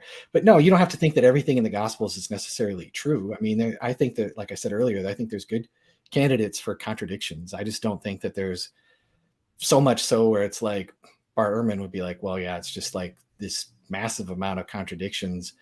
It's a world of contradictions and we can't possibly trust the Gospels. I don't think that that's true at all. And then I think it's interesting that people will like, when you point out all the different things that they get right that are historically confirmable facts, you get Paul pulling out the Spider-Man fallacy. I'm ribbing him a little bit here, where it's like, okay, well, like when they make mistakes, like that counts against it, but when they get a bunch of things right, showing. Yeah, but in a court of law, it's the same thing, right? A court of law, you don't get credit for knowing the address of the 7-Eleven, but if you don't know what they sell there, that's the problem with your testimony. Right, but it's not. It's different in the sense that it goes back to what the original eyewitnesses claim because they're trying to get all of these different things right. And then it goes back to the context of persecution, which is a whole other thing that we could fight about. Because you think it was just kind of the Christians were chilling and it was kind of cool and Paul kind of got in trouble. I'm teasing you, Paul. I'm totally teasing you. Yeah. I think it's a little harsher than that. I love it. Yeah. There's some layers to this that it's like peeling back all those layers. It's interesting. Let's keep going. So Zachary says, all I want to do is thank Kyle for asking this question to Dr. Craig. Whether you remain a Christian or not, kudos to you, man. Yeah, I mean, I'm glad to, because it's got a lot of attention. And I think that at least this clip from Craig is definitely going to be used for atheists for a number of years going forward. So yeah. Absolutely. Thank you, Kyle. Thank you, Zachary, for the super chat. Humanist Reformation. To show that Jesus lied, the text does not need to be harmonized or reinterpreted. I got the written word of God on my side that shows Jesus lied. So God's on my side, right? What's your interpretation of that question, Derek? I don't know exactly. I'm wondering if we're getting into failed apocalyptic expectation here. But that's my only guess that I can imagine, where there's Jesus making predictions of soon these things happening and et cetera, which we can get into that. But without having that in this, I can't interpret what their intention is here or what they're trying to say exactly. Maybe jump in the chat, HR, and let us know if you have a clarification. I'll try and keep an eye out for Humanist Reformation. There's a lot of chat here. So help me out, follow up, give us an example. That might be better to let the engagement happen here on screen. Thank you. All right, getting to the next one. Let's see what we have here. Scrolling down. Uh-oh, did I pass something? Nope, there's just a huge blank space of chat here. I don't want to miss anybody. That's why I'm doing this. Spikez says, tradition is not reliable, Kyle. What about, what the heck? How do you pronounce this? Pachamama? Western Grandma, the Synodal what is it? Synodal? Hoochie Mama? Synodal process, blasphemy, call me a seed? Side? I don't know how to pronounce this. Does that make sense to you, Kyle? No, yeah, I would agree that tradition is not always reliable, but of course I think that there's good reasons that the traditions, the oral traditions in the Gospels are reliable. And I don't have time to get too much on that here, but if I recommend a book, I think we should all read is Jesus Legend by Boyd, and I forgot the other, Eddie and Boyd, I believe. But yeah, that's what I reference, yeah. Thank you so much. Appreciate the super chat. Stop scamming, man. Hi, Paul. I think it'd be great if you did your thing giving analysis and commentary with an expert regarding the creationist apologist, Subar Ahmad. Oh, okay. So if I'm thinking of the right individual, he's a creationist, but an Islamic creationist. I would imagine. And that he uses things like kalam and some of the same arguments that like your favorite Christian creationists might use. So I will consider that. I will have to change my channel theme though from a former Christian takes a look at the claims of Christians to something else. So I don't know. I might stay in my lane, but I will look into it. Awesome. Thank you, Stop Scamming Man. I really appreciate that support, my friend. Scrolling down to Mr. Monster. Mr. Monster says, does it feel better or different when you don't use faith as the basis for your belief? For me, empirical facts are my basis and I get peace of mind. I'd say it feels different. I don't know if better, but different, I would say. I don't know, Erik, do you have any? I don't think I would make the dichotomy between faith and empirical facts necessarily. I mean, I just think you trust things based on the best reasons that you think are out there. I think he's making kind of a bifurcation that doesn't necessarily exist. But okay.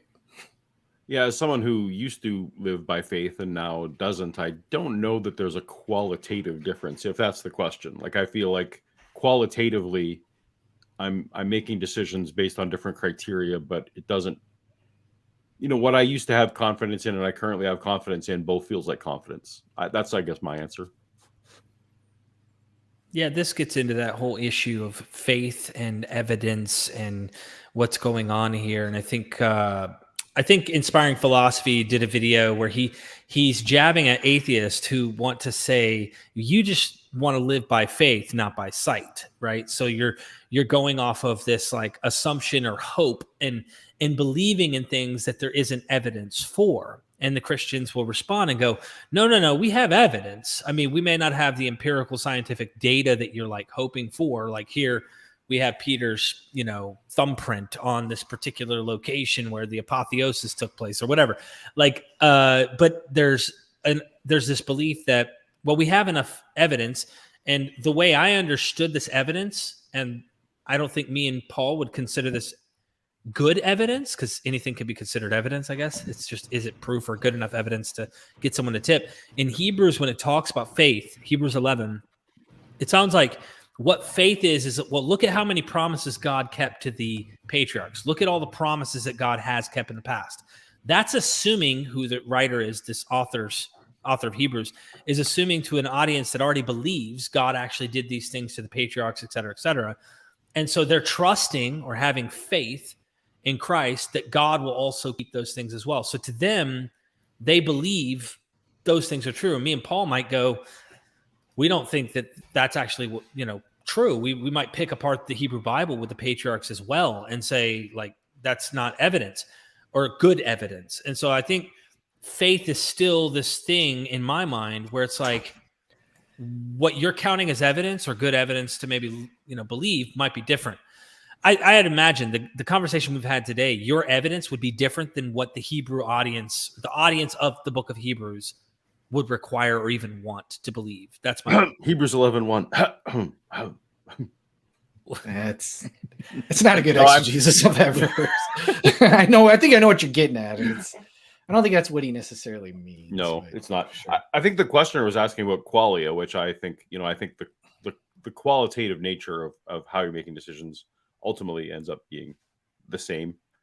Derek, to your point too, I don't think that Christianity is a monolith, and I think that I could name people in my real life who would affirm that their faith does mean that they don't have enough evidence, but God, they just are going with it anyway.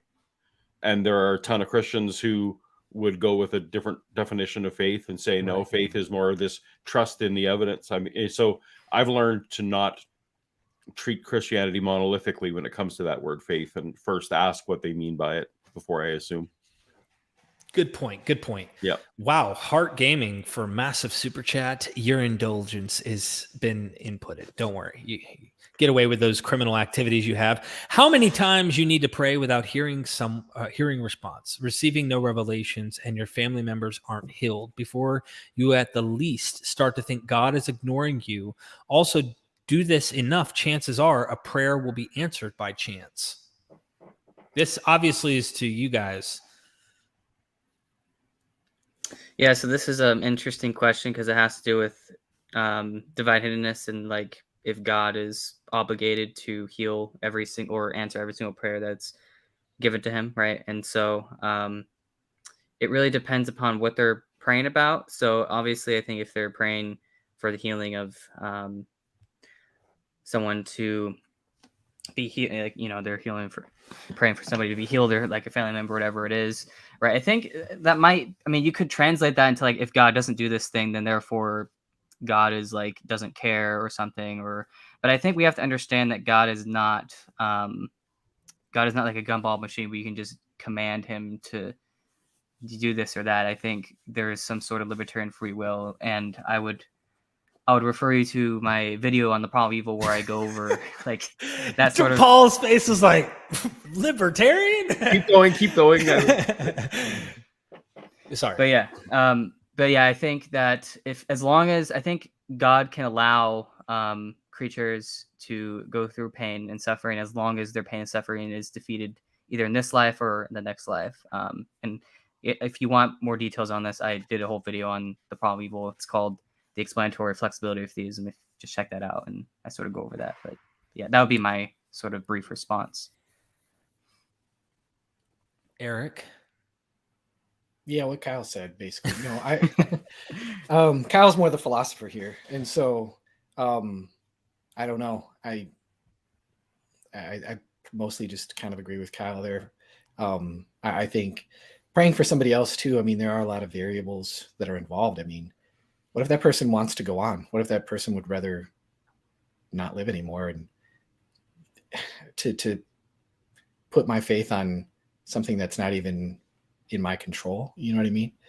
Because that person may have totally different desires. And so there's so many moving parts. The world is just such a complicated place that it's difficult to just pin it all on something like that. Does that make sense? Paul, what do you think about the question? Well, even as a non-believer, I don't think there is such a thing as prayer calculus. Like, I don't think there is a equation that you could put in because God, if God exists as the Christian Bible describes, that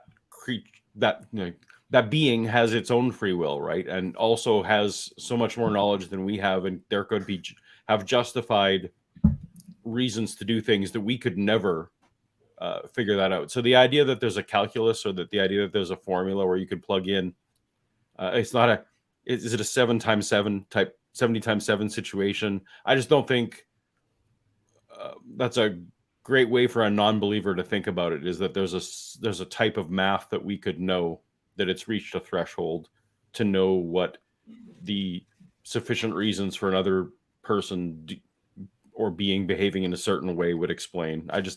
I think that's a bit of a category error question in its own way. And I'm probably siding with Erik and Kyle a little more on this one. Yeah, that's a great answer. Yeah, no, that's amen there, Paul. I wonder if the reading as what we were as Christians, Paul, if this really does, that question really does work for people who are fundamentalists, because they're reading the text that talks about, if a son asks for bread, will the father give him a stone? And like they're reading this literature as if God will respond. He is listening and does care and actually will involve in some way, try to take care of those that are his. I wonder if that hurts them in some way. For me, I found ways to get around it. Well, God works all things together for the good of those who love him, Romans 8. And then thinking to myself, okay, maybe even martyrdom and getting killed is part of the good plan of God. And once you go that far, it's almost like any bad things that ever happen, well, there's always a bigger purpose. We'll figure it out once we die. Right. So but do you think you're saying that in a silly voice? Do you think that's a silly answer? I think it's a silly answer now. But Really?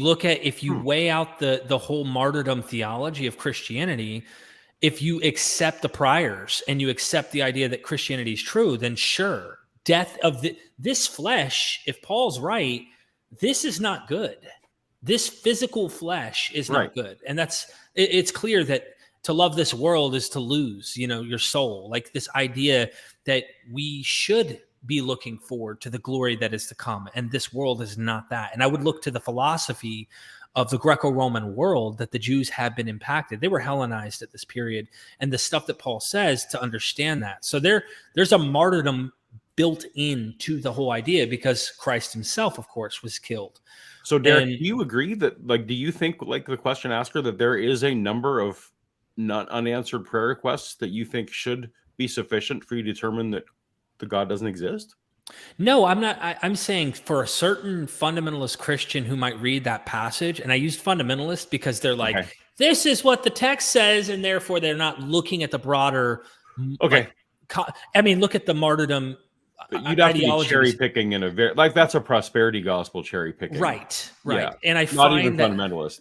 That would be something that I could see them having a tough time with their faith because, hold on, grandma died. I prayed and I asked God to actually heal grandma, but grandma died. And you said, if I asked for bread, therefore you gave me a stone. You gave me worse than a stone. You gave me grandma's death. And the very thing I asked you not to give me. Well, obviously he's not a gumball machine like you guys said. And therefore I can imagine some Christians having that problem, but I think others may recognize like, this is bad. Like maybe this physical stuff we call flesh is no good. There may be other people who don't even see that problem. Anyway, have you seen, if you've seen Thor 4, you can insert the opening to Thor 4 here in your own minds. I have not I will seen leave it at that. I need to see it now. You do now. Oh, you do. If you haven't seen it, it's very theologically interesting. Really? Yeah. Oh yeah. Okay. Amir says it is the mark of an educated mind to be able to entertain a thought without accepting it. Aristotle. Interesting. Well, that's us right now, right? We're having conversations across the aisle. And thank you so much, Amir, for that super chat. I think that's a compliment to everybody here. I think so. I'll take it.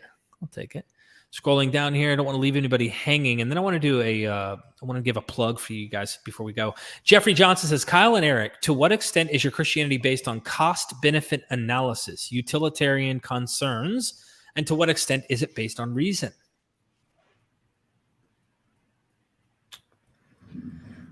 I would say it's mostly based on reason. I think that if Christianity were false, I think, well, obviously there's a lot of other, like the alternative is not just atheism. I think there's other supernaturalist worldviews that have an afterlife and all this other stuff. So if Christianity were false, that's not like there's plenty of other good alternatives, so to speak, I would say. So it's mostly based on reason. If that's what the question was about, I'm not really sure what else the question is reference to. I don't know. I think that's a good answer. Yeah, you said something interesting in there. Like even if the Christianity worldview fell apart, there's other options because they have other Yeah. supernatural claims or Well, post. the other thing to mention here is like I think as long as perfect being theism is true, like even if Christianity is false, I actually think that God is obligated to resurrect everyone at the end of time, and that's just independent of revelation. So I would say that yeah, if perfect being theism is true, then I think we're gonna have a happy ending, right? So I mean that's sort of my view on that, but yeah. Makes me think of universalism. Yeah. What just to ask you, Kyle, because you are on the philosophical side, what would it take in your mind to tip you with the worldview you have right now? What would it take to tip you onto the whole angle of saying, actually, naturalism explains all of this better, and I'm just not convinced by the theistic arguments I once held to? So I probably wouldn't, if I were to have been in theism, I wouldn't become a naturalist. I would probably become an axiarchist, which basically means that there is some value guiding force to reality, but it's just not a personal God. It's basically like an impersonal force that moves towards. So think of like Philip Goff, for example. I think that's a view that I would switch to if I were to abandon my theism. I think if I were to go all the way to indifference, I think that would take a lot, I think. Because I don't know, I feel like indifference is just highly, highly improbable given the type of world we live in. So I think maybe there might be some, like, for example, like an argument from evil. Like I know Robert Bass made a paper on this where if you count the amount of inscrutable evils that exist, that would tip against theism, right? And I actually think that if you want to make an argument from evil, you should go that route, because what that does is, like, even if you have the prior probability of theism at like 99%, you could tip it against theism just from evil itself, right? So I think that's what naturalists and I would say axiarchists should actually, if they want to argue against theism, that's what they should be using in their arguments, right? So I hope that makes sense. I wouldn't go all the way. I probably wouldn't go all the way to indifference. I would probably go to an axiarchist, hold to some sort of axiarchist theory, if that makes sense. If that answers your question, Derek. I think everybody goes through a process. Whatever they're doing, it takes time to get to a conclusion, for reasons, whatever they may be. Jeffrey Johnson, thank you for that. Humanist Reformation, back again. Failed prophecy of Jesus. This is referring to that earlier question, especially in Matthew chapters 10, 16, and 24. If gospels are reliable, then why does the text point otherwise? I don't trust other failed holy men. Why make exceptions? Thank you for that super chat. So he's referring to the idea that the disciples believe that Jesus is going to return in their lifetimes, and so I think that specifically Matthew 16. If we're taking these as reliable texts, it's Jesus saying to them that some of you standing here will not taste death until the Son of Man comes with his angels, repaying each man according to their deeds. And I almost have that memorized as a full preterist when I used to argue against other Christians, but yeah. Well, I mean, Derek, as you're probably aware, I hosted a conversation with Matthew Harkey, who would take the same position as the questioner, and Bram Rawlings. And you were in the super chats there, and so I would refer people to that conversation if you want to hear I would say, really good arguments from both sides. Are you siding with Bram on that? I'm a little partial preterism, to use a really lame pun. But I think Bram makes a lot of good arguments too. And so I haven't really landed on a specific position on that. I think I'm leaning more towards Bram's view, but that's a whole other show and a whole other conversation. And so I would refer people to that. And then Bram did a whole show with my friend Than Christianopoulos. Please, Than, if you're watching, if I butchered your Greek last name that I can't pronounce, don't get me. But he had a whole 2-hour conversation with Bram, and he goes through the whole, all the different scriptures and different arguments and for that view and against it. And I think he makes a pretty decent case for his position. So just avail yourself to those resources. This is a pointed question. If Jesus predicted these things, let's grant For me and Paul, we're not so sure Jesus said some of these things. We're careful about the Gospels, but nonetheless, I think it's best to just play in the sandbox and be in agreement here. Let's say Jesus said all the things the Gospels say that he's saying. Let's say they say Jesus says, and boom, here's Jesus talking. If Jesus made predictions that did fail, and let's just say the evidence was on the side of he got this wrong, or it didn't happen, and then they had to like go, well, we got the timing wrong, so we're pushing it off into thousands of years into the future, et cetera. If he was wrong about that, would that change your view? Like, would that change you from being Christian to possibly going somewhere else? Yeah, probably. I mean, that's a pretty big one to biff. And so, yeah, no, I think Bram was even asked that question too on the show, and he said the same thing that I did. If he got it wrong, then I think a view like Matthew Harkey would probably explain the information better. And so, yeah, I think that would falsify Christianity for sure. And now you could see like why I'm not a Christian, but also why my friends, might have a different interpretation. I love this. Thank you for your honest response to that, because I get a lot of tiptoeing on that question that I hear. And anyway, I really appreciate that. Sorry I had to like praise you for a second and say thank you for saying that, for real. Oh, sure. Yeah, no problem. A lot of Christians, they just duck and jive, you kind of shuck and jive with that stuff. Like, well, I'd have to see the body of Jesus or something that was exhumed from the tomb. And it's like, what? That doesn't even make sense. So, no, I think that there are things that can definitely falsify Christianity, and that would be one of them. Thank you so much for that. Paul, did you want to make a comment, or you want me to keep going and try to get to the end here? The only thing we snickered during that was, I think Kyle was talking about how to pronounce channel names, and that just made me laugh because I listened to a whole couple hours on his channel where they mispronounced my name the whole time. Oh yeah. What's the deal? This is the biggest conspiracy in this whole show we're about to crack open right now. Why do Christians not pronounce his name? Just Paulogia. Like, how hard is it to just say Paulogia? Hey, I may not be the best Christian apologist in the world, but I can pronounce Paulogia. So. Yeah, but no one on Kyle's panel could. That's just what made me laugh. Do you guys, honest question, do you think they're doing this on purpose to like, that Paulogia guy? Do you think they're doing it on purpose to jab? It's payback for the Bible tells me so, Jimmy. Oh, this is great. All right. Constellation Pegasus. Fine tuning, identical particles, majestic beauty of the universe, grand scope biology, and yet God, the author, can't get the ending of Mark written with confidence as not to make obvious forgeries needed. Pathetic. Man, I am wrecked. I'm giving it all up right now based on that one. No, I just don't think I don't have a problem seeing Scripture being put together through a human process. I think we obviously can get a lot of details about Jesus's life, death, and resurrection from the data that we do have. Whether the long ending of Mark was just lost, or whether he just wasn't completed, or I don't know. So I don't really find that to be a very devastating blow to my Christianity. Paul, did this kind of shock you? I know I never really thought about this as a Christian. So first of all, yes, even though I constantly saw the footnote that told me that oldest and most reliable manuscripts, don't include this as the end. It was actually part of my faith unraveling, but not so much like, let's just say that long ending of Mark never existed.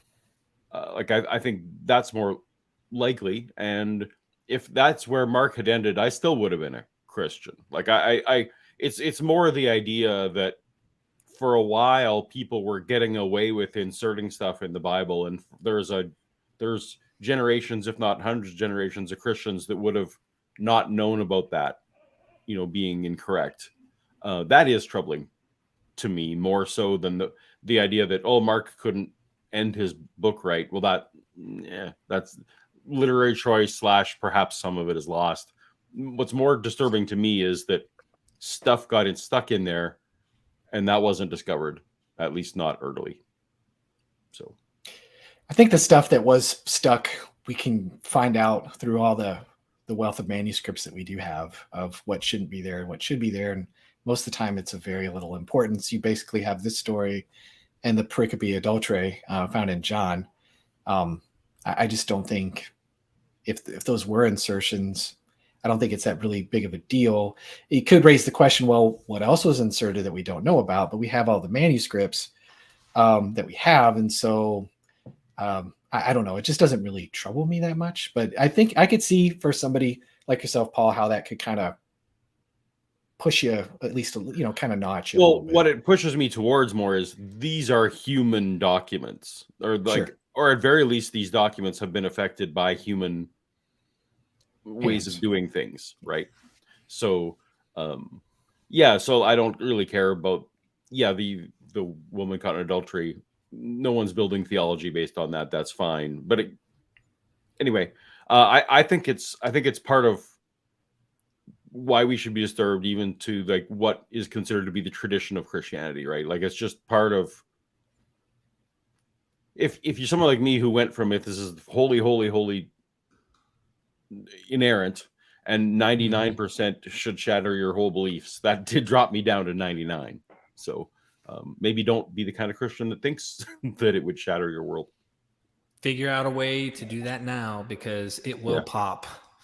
Constellation Pegasus is back again. Why do non-science background Christians always bring up fine-tuning arguments and not others? Like, was mathematics invented or discovered? I'm tired of researching religion, but I keep coming back.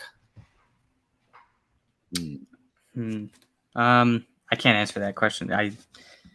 I'm not a specialist too. It's just like I mean, my view on mathematics, I think all mathematics is just useful fiction. So I take a very anti-realist view on that and the philosophy of mathematics. But that's all I have to say on that. So I also want to be fair to Kyle. I brought up fine tuning first, not Kyle. Like in terms of inserting into the discussion, just to be fair, Kyle didn't bring that one in on his own accord. Thank you. Exploring Reality says, question for Paulogia: why don't you like Bayes exactly? Bayes is fine, but it's got this arbitrariness of these probable priors, and I think that it's basically expressing in formulaic form that extraordinary claims require extraordinary evidence, which really just means if this is something that goes against my priors, it's going to take more to get me over the hump. And so Kyle explained what his priors are. I disagree with almost every one of his priors. Like, I think that everything he thinks is a high prior, I think is next to zero. So Bayes is, to me, gets you to an arbitrary number that affirms what your priors were. And that's all it does. So I don't think it's a helpful tool, unless you just need a number to express what you believe before you started. I think you can get to the resurrection even if your prior is at least non-zero. So, right, but that's not Bayesian, right? Like you don't. I think you can get there, but you would agree that when your priors are low, that it takes more to get over the hump. Sure. I would. Yeah, it would take more. And that's why you were excited when I said it was a non-zero chance, right? Yeah. I'm saying you're saying there's a chance, but no, right? I think with a cumulative case can take a non-zero prior. It's just kind of like the illustration that I've heard is like, if you're taking this is a crude illustration, but it kind of exemplifies Bayes, I guess. If you're taking a walk in a cabin and you look, by all looks of it, it looks like the Bob Ross cabin, that was painted. It's totally abandoned looking. It just looks bad. Okay.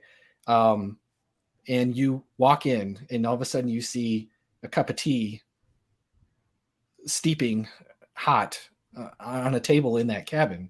Well, then that overcomes the prior of it was really low because it looks by all appearances of things like nobody's in there. But then you see that, then that one piece of evidence can switch it. And so if that's possible, then I think a cumulative case for a miracle can definitely overcome a little prior. Maybe that wasn't the most articulate, but no. But are you saying that is a case for Bayesian, or are you? I still think you can use against my extraordinary claims discussion. Well, what I'm saying is that you can still use Bayes to get to the resurrection on a non-zero prior. You don't have to be where Kyle's at, where his prior is probably like well over 50 or more before he even gets to the evidence. It's not that high, by the way, but it's definitely higher than Paulogia's. So I'll mention that. But you would agree that, or I shouldn't say would you agree that Bayes is largely a quantification of an arbitrary? Yeah. I think, and that's, I mean, that's typically used as an argument against Bayes. Like, why should we even use this if it's just arbitrary? I think it's just a useful way of like, yeah, it's all subjective ultimately at the end of the day, right? Mm-hmm. But it's a useful way of like actually quantifying it, so to speak, right? So yeah.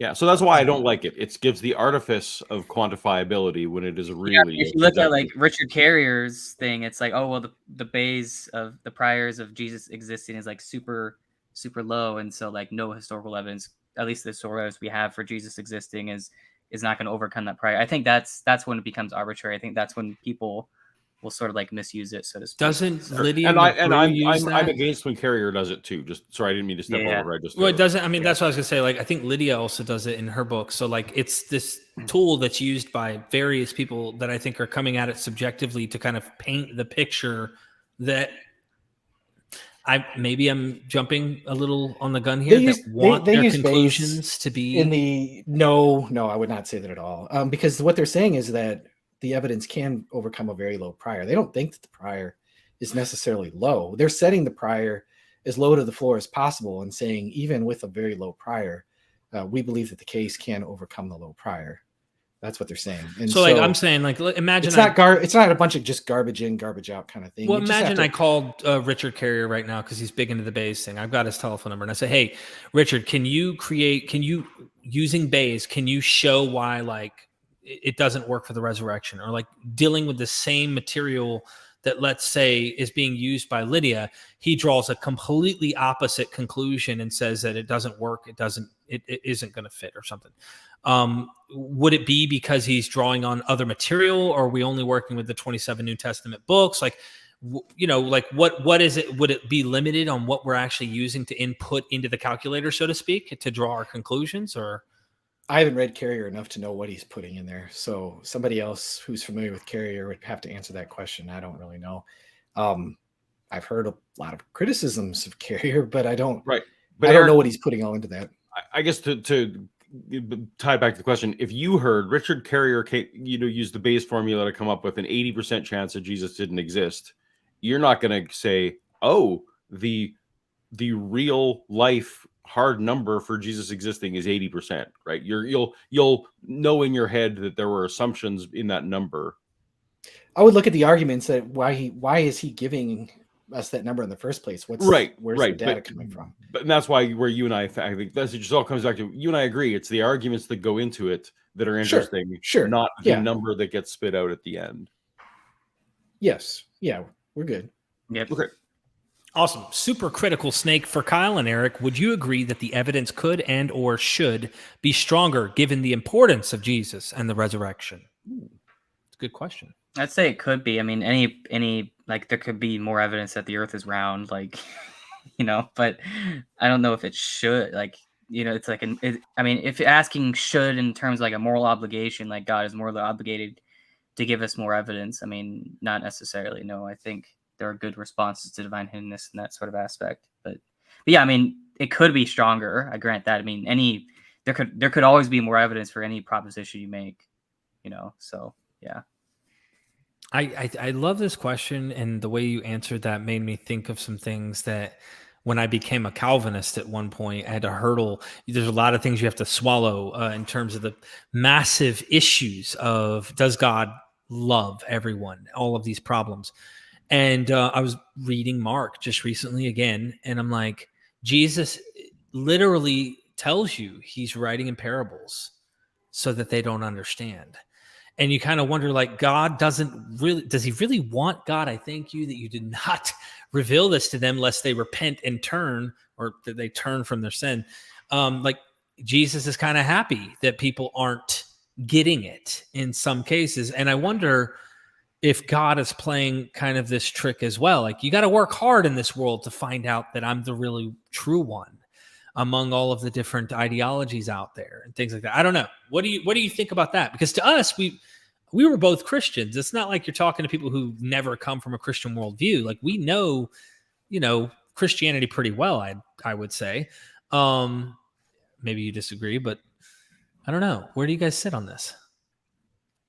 Yeah, so that's an interesting thing, because I do think that if Christianity is true, then Christianity is not obvious to everyone. I mean, that's pretty obvious. And it does take intellectual work to actually know what the case would be, right? The evidence and stuff like that. And I think a part of that is just the intellectual virtues, the Joe Smids of the world, going on this grand journey of trying to find God, right? Sorry, Joe, if you're watching this, I just had to, because I like the guy a lot, and he's I awesome. think yeah.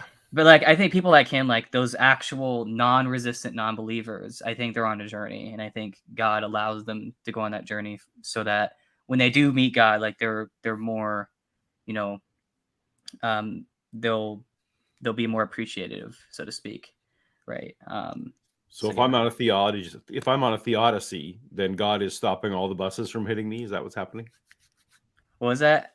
If I'm on a theodicy, that God is working in me, that He has a specific path He wants me to take, is He also keeping the buses from hitting me so that I get to the end of the journey? Yeah, I think we're all I'm immortal on a journey. Yeah. I'm lost now at this point. So it is an interesting question to bring up, because it's couldn't he have actually made the evidence more clear? But then again, where's the fun in the game when it's obvious what's true? And that's what makes me think, if there is a God, I think it's a game. I can't imagine that he really, and I'm using he to refer to the biblical pronoun here.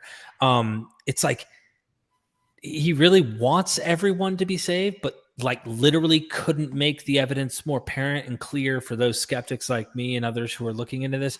It may be clear, and it's Derek, it's right in front of your eyes, and you just aren't accepting testimony from people who are writing thousands of years ago, unless the experience happened. And I'm reading the same testimony that says, hey, look, here's this guy, Thomas, he doubted.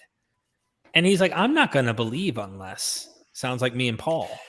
And Thomas also spent 3 years with Jesus, allegedly, and saw a lot of other things, and he did have good testimony from other people. So I don't know if we want to Thomas is the exemplar necessarily, yes, he got that particular experience, but he already had very strong evidence to believe their testimony based on the background information of Jesus's life, at least according to the Gospel of John, if you're taking it literally. Yeah. I think that's that story there. And I use the term story because I don't think that's a historical account, but I do think, I think that's more of an apologetic, actually. I think the author is trying to wink at the reader, hey, you're not going to see and feel the Lord like Thomas. But hey, blessed are those who don't see yet still believe. I think it's a rhetorical usage there for the audience to believe, even though they're not going to get the experience Thomas does. But Thomas, you're right. According to the gospel, has all of these other accounts and has a reason. Even with doubting he rose from the dead, has a reason with all of that veridity that happens in this account. And we don't have any of that. And we're supposed to believe that, hey, this should be believed and accepted. That's why we're cautious. It's this isn't happening to us,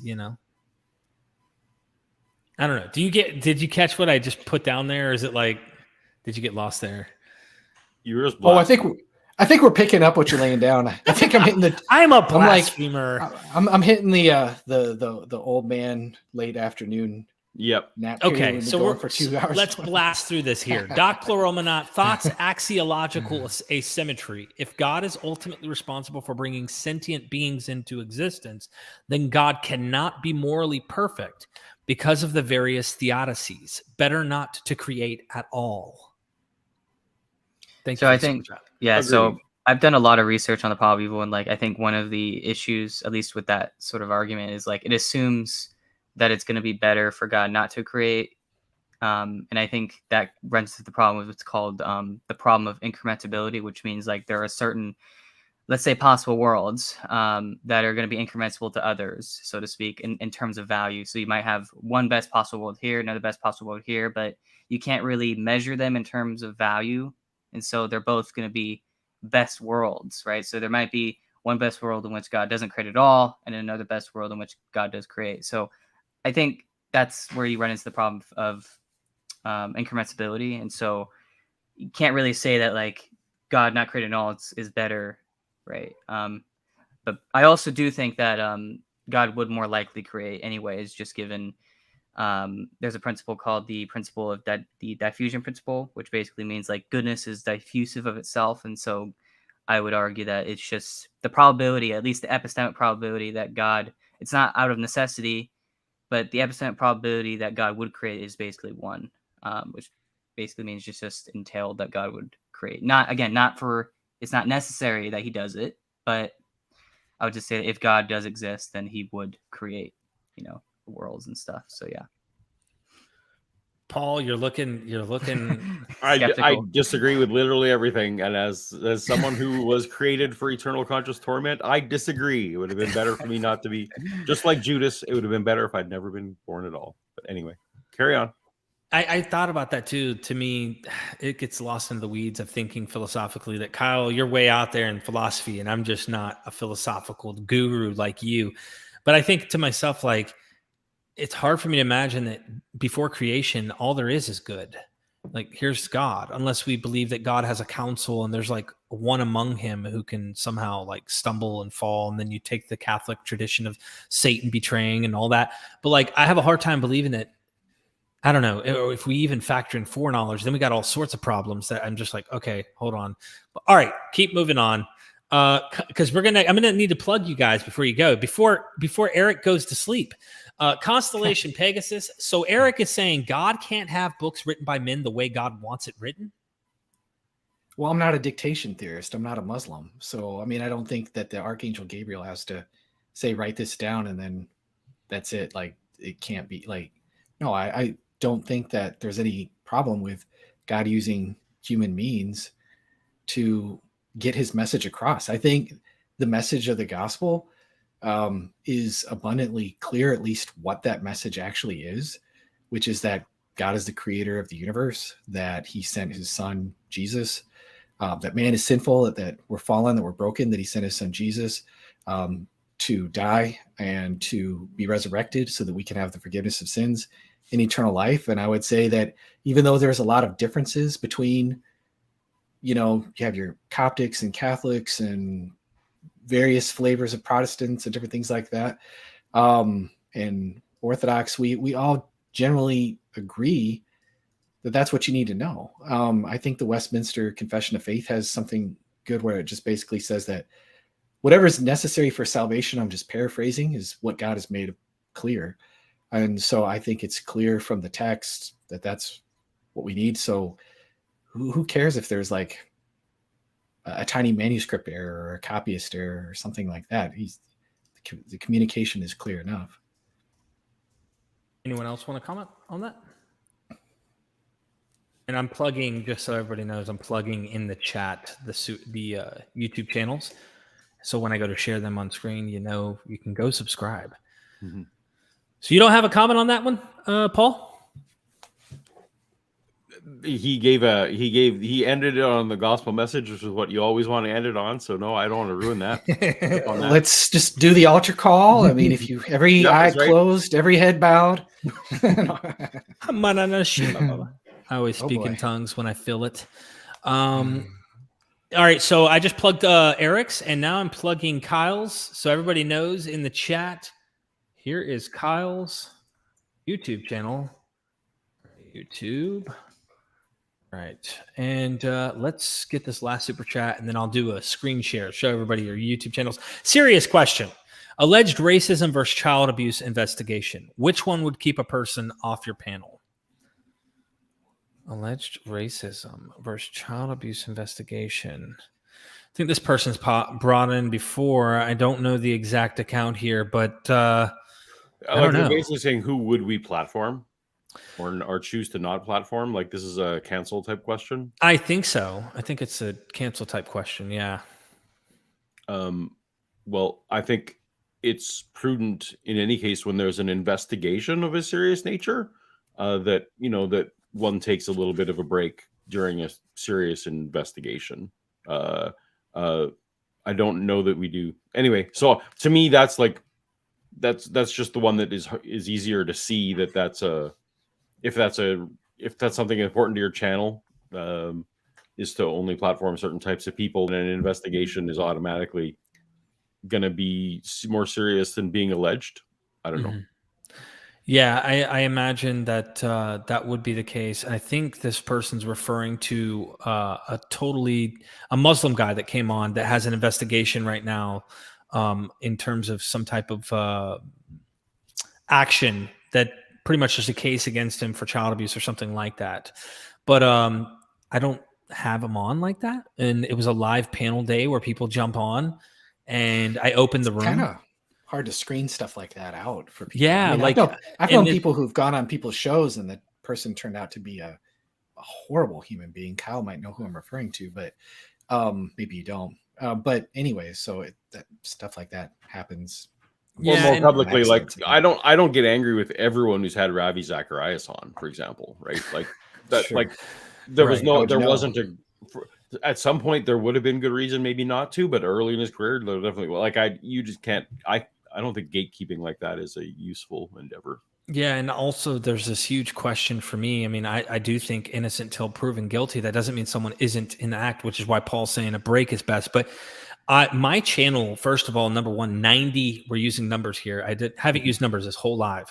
I'd say like 95% of my channel is me interviewing academics, interviewing people that I want to educate the world, and therefore I want them to teach you.